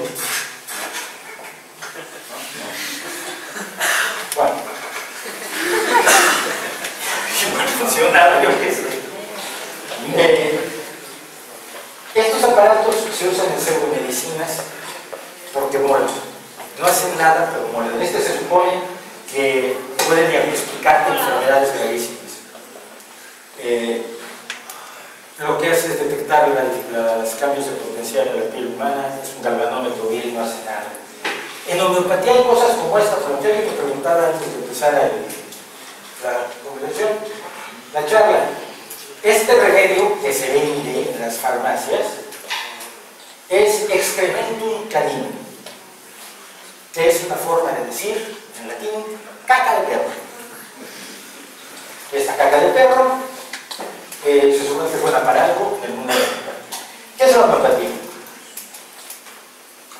A finales del siglo, para el siglo XVIII y durante todo el resto de la historia anterior de la humanidad, no teníamos idea de por qué nos enfermábamos.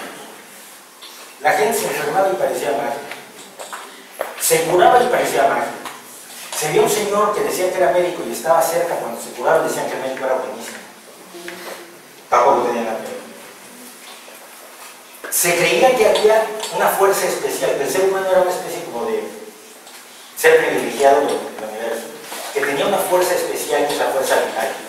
Y que cuando la fuerza vital tenía problemas, se enfermaba. Y cuando se agotaba la fuerza vital, se moría. Lo que no se como si se agotaba la fuerza vital, luego el fantasma, etc. Se creía que estábamos formados por 4 humores, 4 líquidos, pues. Y que el desequilibrio entre esos 4 líquidos era lo que nos causaba las enfermedades. Generalmente se pensaba que nos sobraba sangre. Entonces en el medievo era muy común que un médico, esto es un médico de aquel entonces, el gorrito Mola, está curando a esta persona sacándole sangre. El médico decidía que le sobraba sangre, le abría las venas, sacaba sangre. Había recetas que exigían sacar hasta 5,5 litros de sangre de la persona. Lástima que tenemos 4. Si uno es muy grandote puede tener hasta 5, pero 5,5 ya no. Ni ya van a bueno. Se creía que estos humores dependían del calor, el frío, la humedad y la sequedad. Y las curaciones podían ser mortales, como las que les acabo de contar. Las hemorroides, por ejemplo, se curaban con un hierro canónico. Tenía yo una imagen que me pareció muy fuerte. Sobre todo por la cara, incluso aunque es una miniatura medieval así, por la cara del tío al que le van a hacer el tratamiento.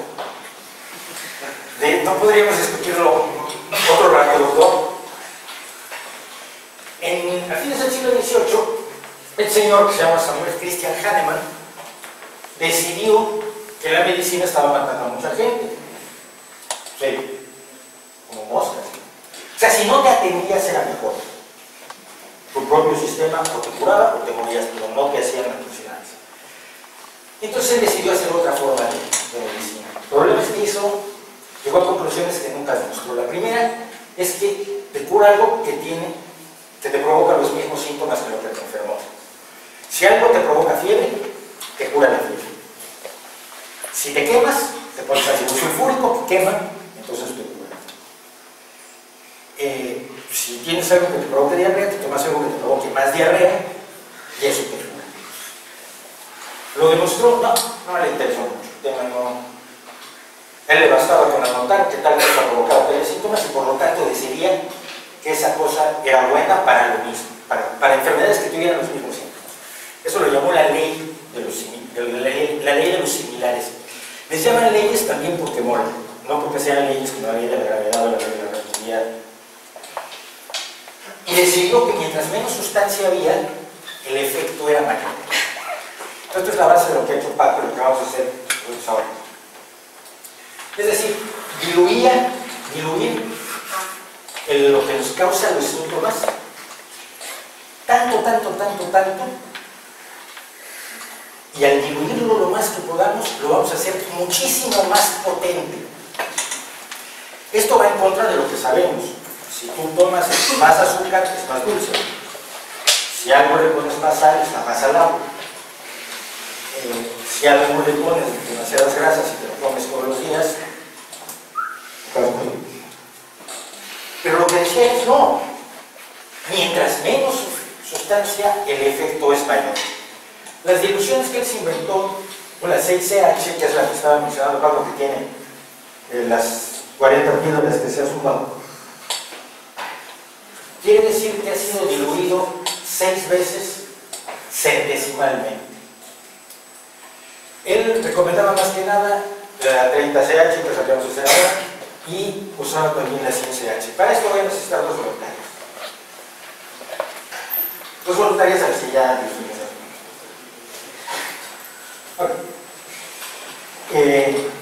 Van a perdonar. Yo por precaución uso guantes de látex, sobre todo por precaución. Los uso porque son buenos. Si alguien se cae en la calle y lo llega a atender a alguien así, yo lo ayudo. Pues eso, a ver, permítame, déjame pasar. Mucho más creíble. Así que vamos a hacer señor director aquí presente, nos hace el favor de preparar una solución molar de cianuro de potasio. La teoría es que si yo me bebo esto, los problemas han terminado casi. De hecho, si tuviera, es una solución de 1 molar, si fuera de medio, también. Oye, es en serio, ¿eh? O sea,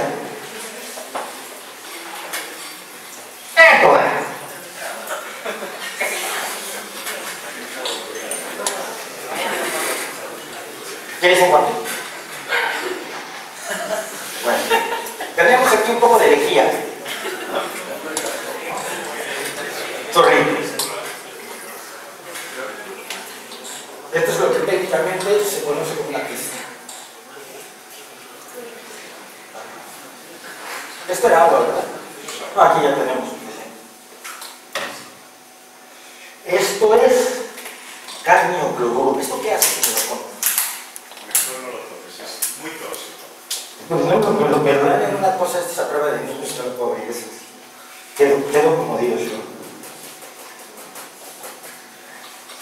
Tampoco demasiado. Yo espero que hayan probado antes esto. Yo no tengo información de que alguien se beba ese... No, pero digo que hayan probado la mezcla para que no vayas a mirar. Ya una vez me pasó que estábamos haciendo una mezcla y de pronto siento que se calienta el vaso. Digo, como está ahí esta cosa en mi cara. O sea, que no es lo máximo, pues no diga que tengo, Dios, o sea, no entenderlo.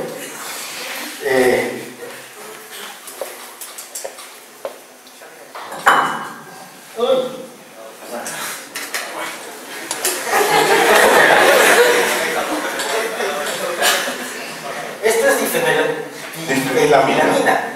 Promola, pues, tiene la calavera, ¿no?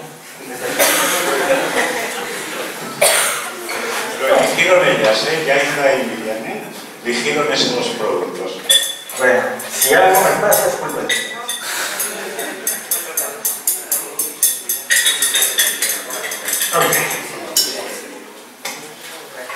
¿Alguno de ustedes? Soy genial. Tengo el guante y lo traigo a la trama. ¿Alguien le da trago? Vamos a diluirlo homeopáticamente. ¿Qué significa diluir homeopáticamente? ¿Qué son los centesimales de los que estábamos hablando? La teoría del señor Hahnemann es que hay que tomar una parte de esto que llama la cultura madre, la otra mano, una parte y diluirla en 100 partes de agua, 100 mililitros. Cada uno de estos vasos de precipitados tiene 100 mililitros de agua. Se toma 1 mililitro de aquí, se diluye en 100 mililitros, se agita. Decía que agitarlo era muy importante porque potenciaba su fuerza. Se toma 1 mililitro de aquí, se pone en otros 100 mililitros, se agita, se toma 1, y este es el de 30 veces. Esa es una dilución 30CH. Entonces, vamos a empezar con el primer. Esto se ve muy feo. Se ve muy feo. Es que es feo, es feo. 1 mililitro, marcarlo aquí en 100 mililitros. Un poco. Hacíamos esto.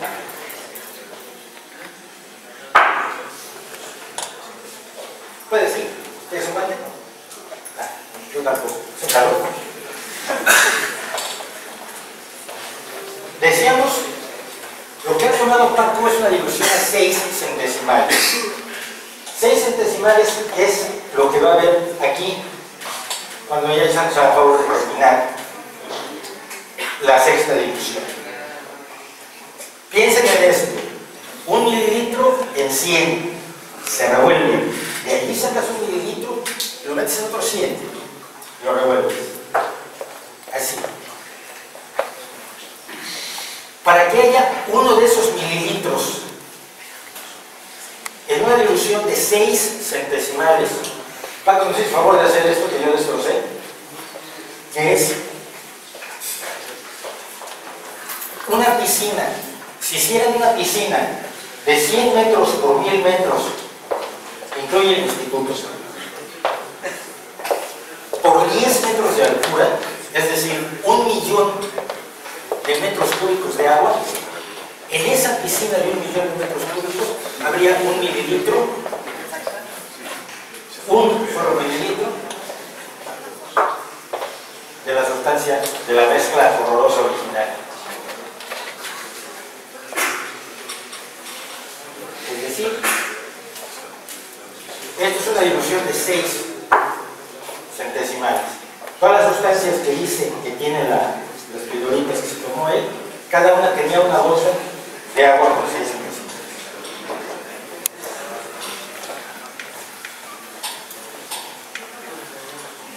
La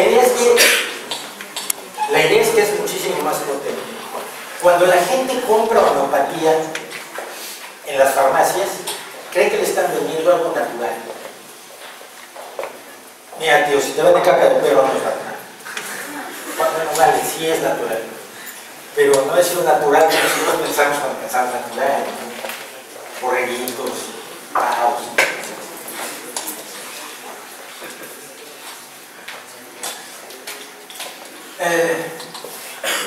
Voy a aprovechar, perdón, lo que acaba en la dilución. Quería aprovechar para comentar una cosa.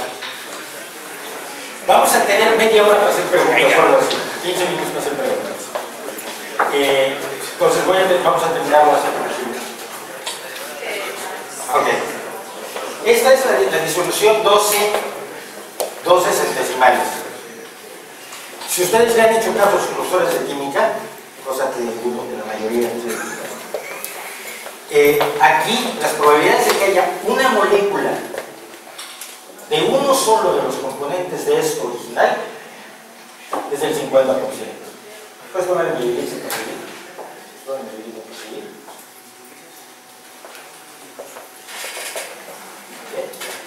Ya la apartamos, esta es la 6CH. Una cosa que les preocupaba mucho de ustedes era si esto nos hace daño. El wifi, las ondas electromagnéticas, las antenas de móviles. Hay un movimiento que se llama movimiento antiantenas que se dedica a decir que esto nos está matando. De hecho, hay una historia que si llevas el móvil en el bolsillo cerca de la zona de juegos, luego ya no vas a poder tener pequeños consumidores de teléfonos.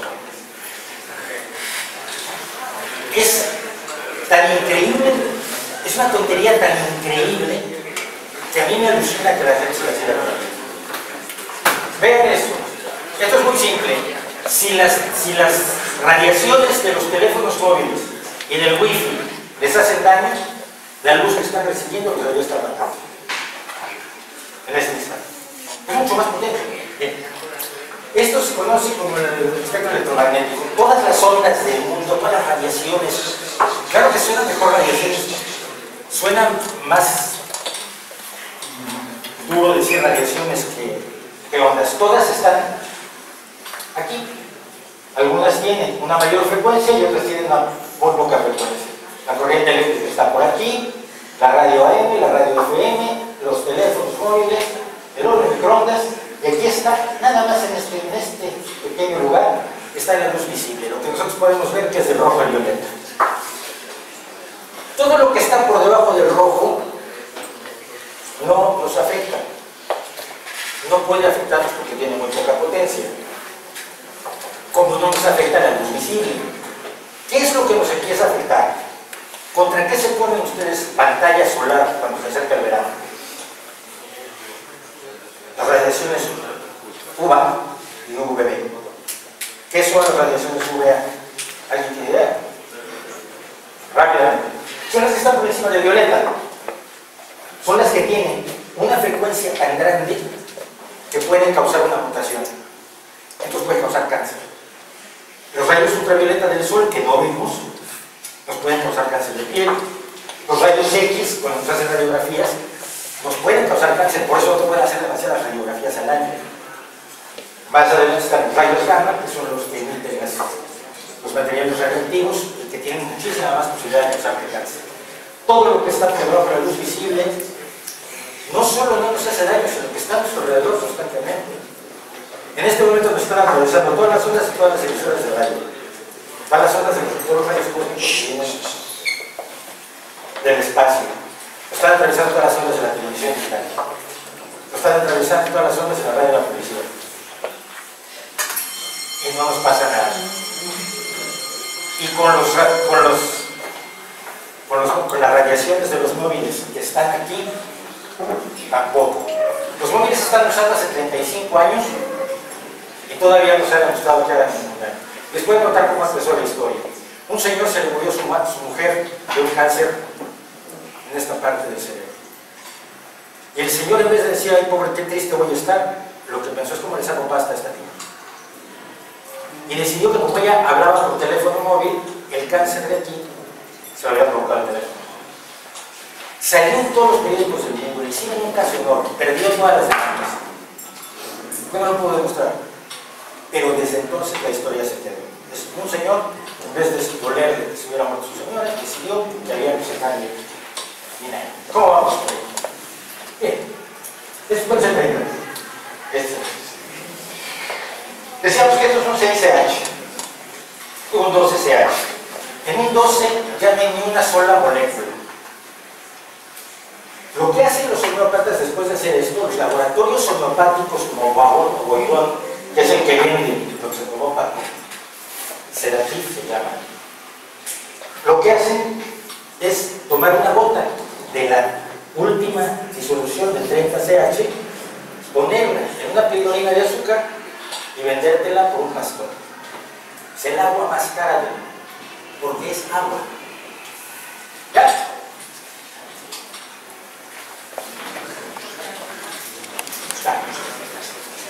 Es una dilución de 30 centesimales de la original que habíamos hecho. ¿Alguien se toma un trago de esta? Yo me gusta ofrecer. ¿Cómo? No me gusta beber solo. Es una dilución de 30 centesimales. Para que haya una molécula de la primera, para que estuviéramos seguros que hay una molécula, estaríamos una esfera por de 65 años luz de diámetro, ¿no? De radio, o sea, 130 de diámetro. Por eso, 65 de radio, 162 de diámetro. 65 años luz. 65 años luz.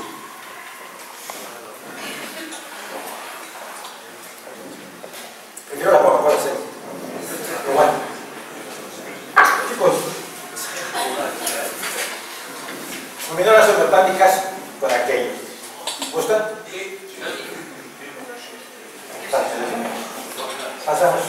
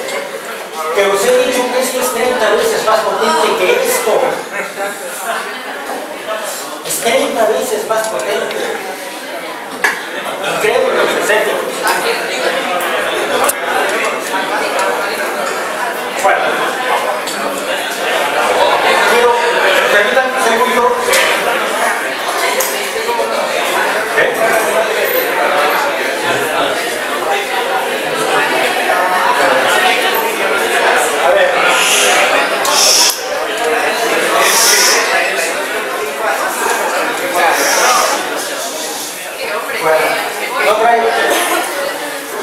traeremos bajo su lado. En realidad, este medicamento de guagón, es utilizado en muchas ocasiones.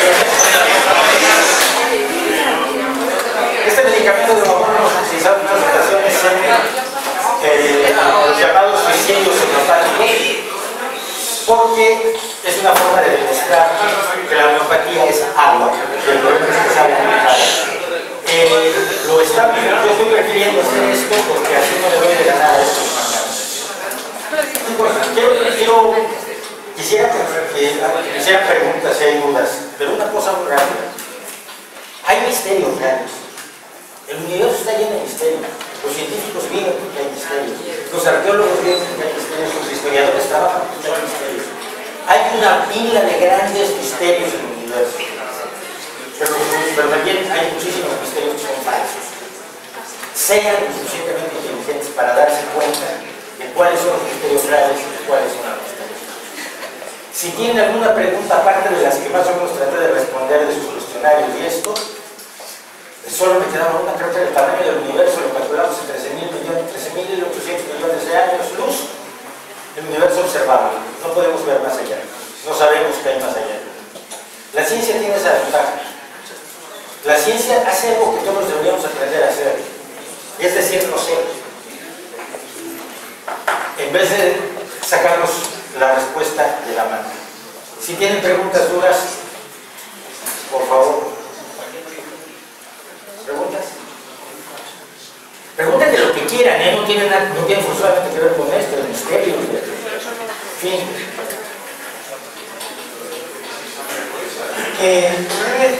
Lo de Jiménez, una cosa que se suponía que era como operarte y también con las manos. La cirugía psíquica. Eso. La cirugía psíquica es un truco sucio que se hace que tienen un examen. Sí. Lo siento, chicos.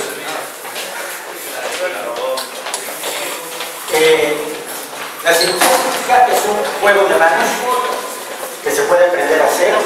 De hecho, yo lo sé hacer en parte. Y que es fingir que abres y sacas algo que no sabes. Generalmente se hace en lugares blandos, porque lo que se hace es meter los dedos así, y luego por la otra mano siempre hay un algodoncito para limpiar, que es donde traes lo que te sacas. Es un embuste gigantesco que nació en Filipinas con un pseudo médico. Se llamaba Tony Akpaoa, que se hizo famoso porque a su hijo cuando tuvo apendicitis lo mandó a operar a Estados Unidos. Psíquico, el hijo tiene apendicitis, lo manda a operar a Estados Unidos.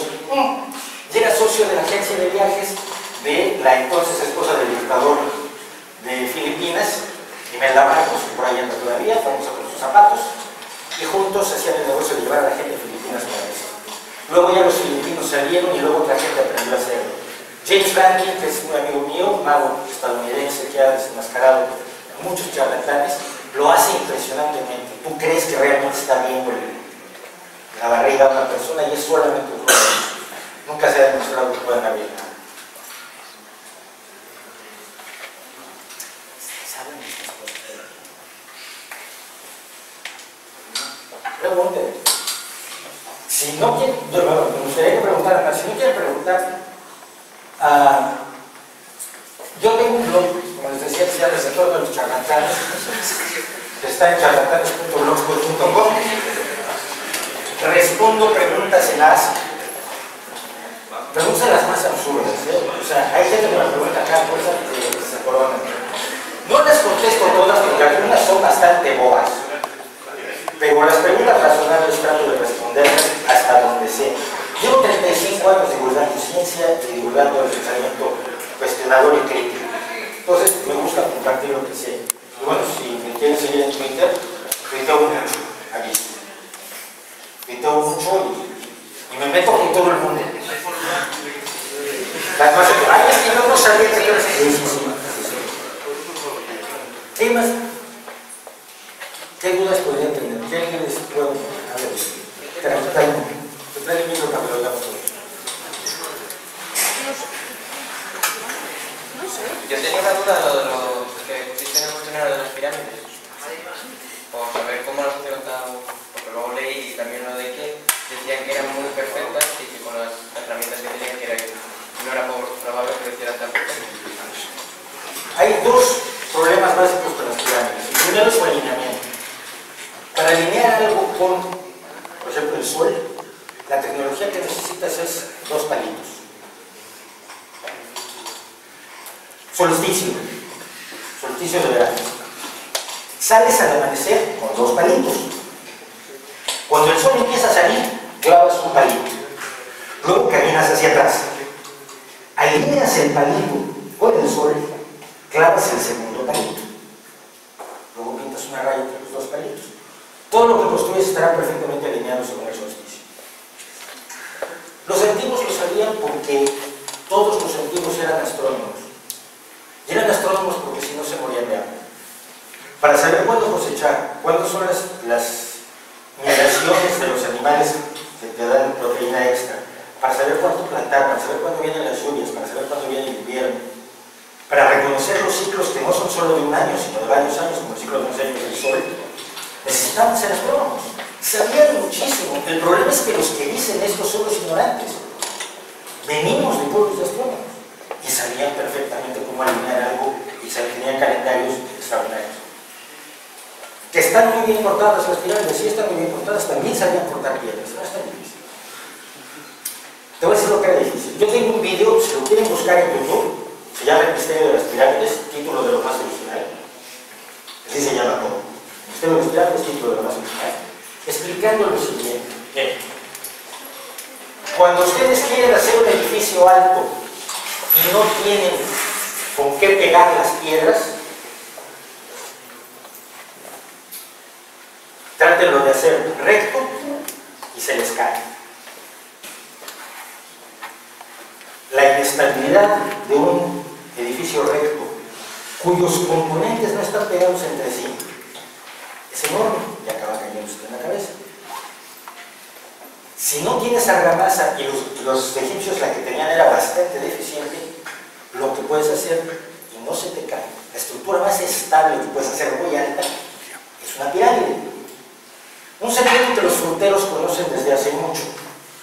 Cuando en el mercado ponen las frutas, no tratan de hacer edificios rectos, de tomates o de manzanas o de peras, pues se va a pílforas.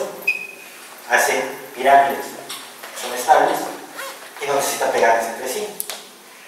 Digamos, ¿qué sería una tecnología fuera de la capacidad de los egipcios? Hormigón armado. Si alguien encuentra en la tercera dinastía un edificio de hormigón armado, ahí sí no se me olvida los segundos. Acepto que tiene una tecnología más sencilla.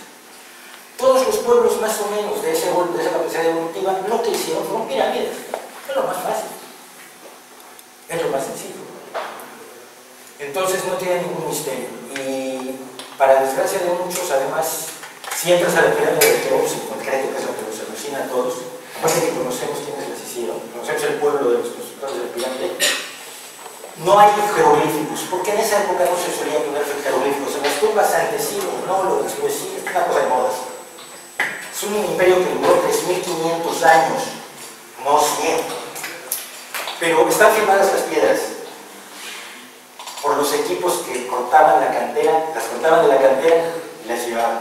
Los amigos de Khufu, que era el rey que mandó hacer esto, los grandes empujadores de piedras, están firmadas. Porque los equipos que hacían estaban orgullosos de su trabajo. Y yo estoy muy orgulloso de los equipos. ¿Quién hizo las pirámides? Los egipcios. Bueno, no, las mayas no las hicieron los mayas. Y así sucesivamente. No hay ninguna prueba de que haya habido nada extraño. Es exactamente lo que se puede esperar de una civilización. De una civilización impresionante. Pero siempre se nos olvida eso, que son 3.500 años. O sea, en 3.500 años pasa todo. España existe hace 500 como país completo. 500 y piquito, 1492. 3.500 años más. ¿No más?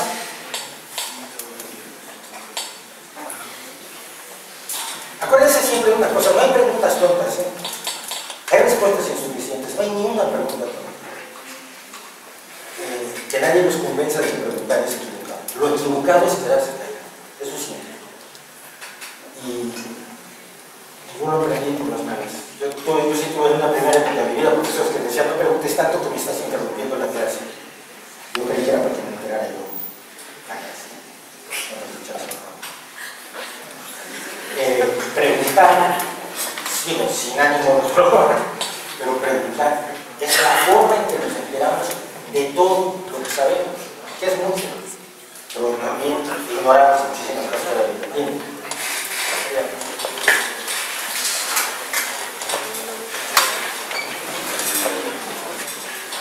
¿Y cómo se explica las estatuas de la isla de Pascua? ¿Perdón? Las estatuas de la isla de Pascua. Sabemos de dónde las cortaron, sabemos cómo las tallaron y sabemos cómo las trasladaron.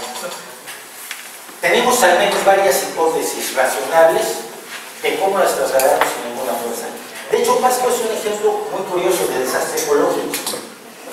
El culto a los antepasados de todos los Moai de la isla de Pascua representan antepasados.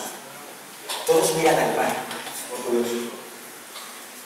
El culto a los antepasados llevó a la destrucción ecológica de la isla de Pascua y al final de la civilización que allí surgió, y que era una civilización muy avanzada, porque se concentraban sobre todo en el culto a los ancestros. Hay un tipo en Inglaterra que ha demostrado que se pueden mover cosas de 20 o 30 toneladas en solito, con cuerdas, piedritas y tablas, sin tecnología. Despreciamos mucho a los antiguos.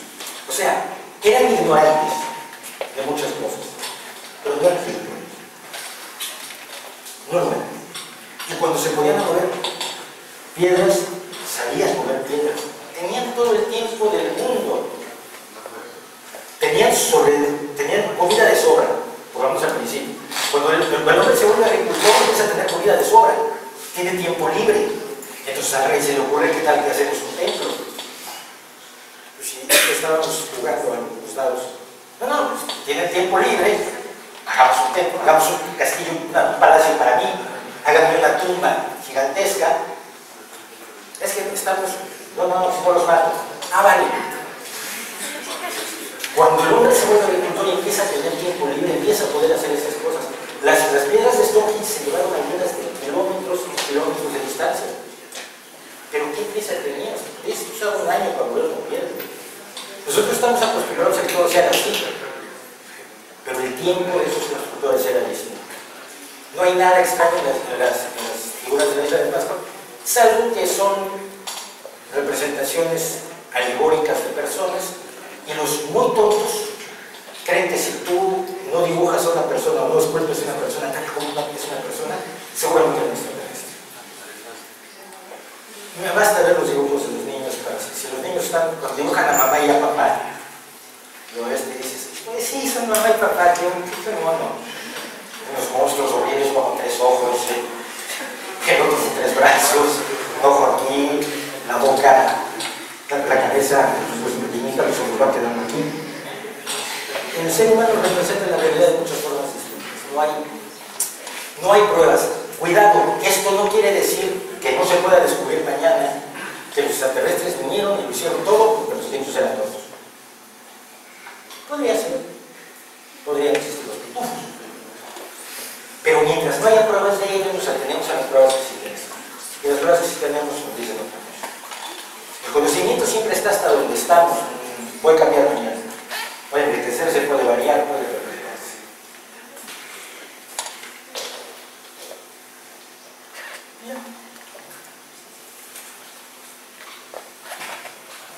Sí. ¿Puede ser que realmente exista algo más que no podemos ver, de tipo fantasmas o algo así? No que exista ahora, sino que cabe la posibilidad. Cabe la posibilidad, cabe más bien la probabilidad. A ver, el punto es este: puede existir todo. El problema es que si no tienes ninguna evidencia, ¿sabes cómo se demostraría que existen los fantasmas, por ejemplo? La comunicación con los muertos, algo que nunca hacen los fantasmas y que es bien impresionante. Nunca te dan información. Durante la colonia, en España, con América, numerosísimos barcos llenos de oro hasta las orejas se hundieron a la mitad del Atlántico, o en el Caribe, o ya casi llegando por las Azores. Hay montones de pecios repletos de oro. Y nadie comunica con el fantasma de uno de los marineros para decirle dónde está. ¿Está el oro? No. ¿Qué te dicen los fantasmas? Hay que ser buenos. Tu abuelita está conmigo y dice que te quiere mucho. Tenemos que portarnos bien unos con otros. No. ¿Dónde está el oro, tío? Los fantasmas y los extraterrestres nunca nos dan información. Y solo esa información nos podría decir, sí, existe algo. Y no fue solamente dinero. Por ejemplo, no sabemos dónde está enterrado Alejandro Magno o Cleopatra. Saber dónde está la tumba de Alejandro Magno serían los grandes logros de la arqueología. Hay arqueólogos que los han buscado durante cientos de años. Porque nadie sabe dónde lo pusieron. El conquistador más grande del mundo y nadie sabe. Lo extraviaron, así como una extraviada ya de la noche. Y había miles de personas alrededor de Alejandro en el momento de su entierro. La gente de su general que fue el que se apoderó de Egipto. Cleopatra de sus descendientes, de hecho. Y nadie nos puede decir, no hay un fantasma que nos pueda decir, un muerto nos puede decir, Alejandro está atrás de esa luna, dando vuelta a la izquierda donde está el roble grande. Nunca. Esa falta de información y esa vaguedad de las cosas, como del experimento que hicimos al principio, es la que nos debe preocupar. ¿Existe la posibilidad? Sí, pero para aceptar la posibilidad se necesitan evidencias. Como las evidencias que nos pedía el compañero para comprar un Ferrari a 100 euros, que no le puede vender. Mira que los 100 euros me hubieran comprado. Pero, por ejemplo, lo de evidencia terrestre, aunque no sea inteligente, puede haber otro tipo de vida, aunque no sea inteligente. A ver, aquí estamos en otro terreno. Lo más probable es que haya vida en otros lugares del universo. Sí. Todo parece indicar que los elementos constitutivos básicos de la vida, si alguien les enseñó Chomsky, carbono, hidrógeno, oxígeno, nitrógeno, azufre y potasio, están en todo el universo. Hay planetas que están en zonas donde pueden tener agua, donde tienen esos materiales y donde el calor del sol alrededor del cual giran es el adecuado. Es muy probable que hayan desarrollado vida. Eso casi no está en duda, por eso se está buscando, se está integrando. El problema es que no se encuentra. Sin embargo, la gente buscando signos de inteligencia extraterrestre. Yo durante muchos años presté incluso ciclos de mi ordenador para la búsqueda de inteligencia extraterrestre, porque sería fantástico encontrarlo. Pero hasta ahora no lo hemos encontrado. Y no existe inteligencia extraterrestre porque lo diga el tonto del pueblo que fue el único que vio al extraterrestre. Y luego cobra para contar. Porque hay una chica que está muy preocupada por mí, de que si no me dura o si no me voy a morir. Lo de morir de momento no. Lo de morir seguro que sí. Sí, pero no a consecuencia de esto. La última vez que hicimos esto en grupo aquí en Gijón, tenía muy preocupado yo al de la Nueva España. Se llamó 3 veces, oye, están bien todos. ¿Qué es azúcar, tío? Lo que han comido Paco es azúcar, así como las comunales que han comido ustedes son las comunales con una gota de agua. No tiene más que agua. Desde la 6ª disolución ya no tiene agua, ya no tiene más que agua. Y lo que les vengo es agua. Una caja entera de lo que me he tomado trae en total 9 gramos de azúcar de sacarosa. Un sobre de cafetería habitualmente trae 8. Algunas traen 5, otras traen 7. Como normales de los sobres, esos son 8. Me he tomado un poquito más, pero bueno, tiene lactosa que hace que... ¿Pero cuánto costó eso? 7,40 euros. O sea, francamente yo prefiero que empezaran a caer y eso era para calmarme, tranquilizarme, con el folleto. No, porque tenga todo.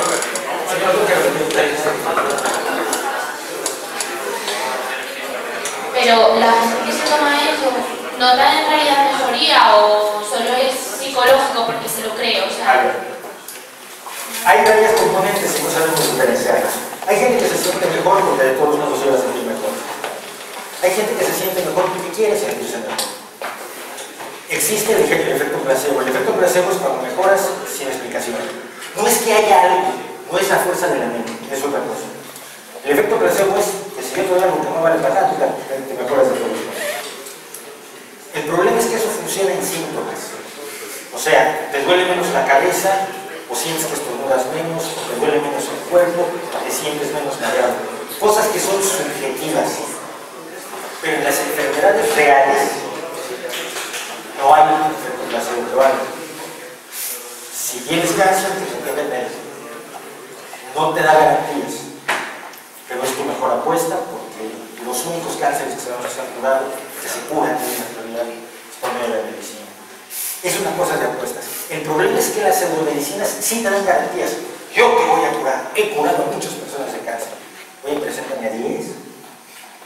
¿Cuántos presentan? O peor, yo aún no lo conocí en México. Llevo 15 años en Asturias, mi abuelo es asturiano, tal, por si no se habían dado cuenta, no nací aquí exactamente aquí. En México me pasó una vez, descubrimos a un tipo que tenía a 5 personas curadas de cáncer. Investigamos un poco quién creen que le había diagnosticado el cáncer a estas personas. Listo. ¿Tiene usted cáncer? Pasta. Ya le curé el cáncer. Y la persona estaba feliz y encantada. Yo me he curado un cáncer. ¿Tú cómo sabes que tenías cáncer? Porque él me lo dijo. Mira, hay formas de saber si tienen cáncer, hay estudios, hay biopsias, hay estudios de sangre, hay cirugías que se hacen para abrir dinero si está ahí una bola que no está tejido. Entonces, son muchas cosas distintas. Pero ese no es el problema. Aunque la gente se sienta mejor, la están engañando. Y eso es lo malo. Si tú te sientes mejor porque te están engañando, a lo mejor sería mejor no sentirte tan bien, pero que no te estén viendo acá. Por lo menos yo, en mi caso, así. Tú estás bien. Estás haciendo quedar mal a una de las grandes empresas de Francia. ¿Alguna otra pregunta, Lula?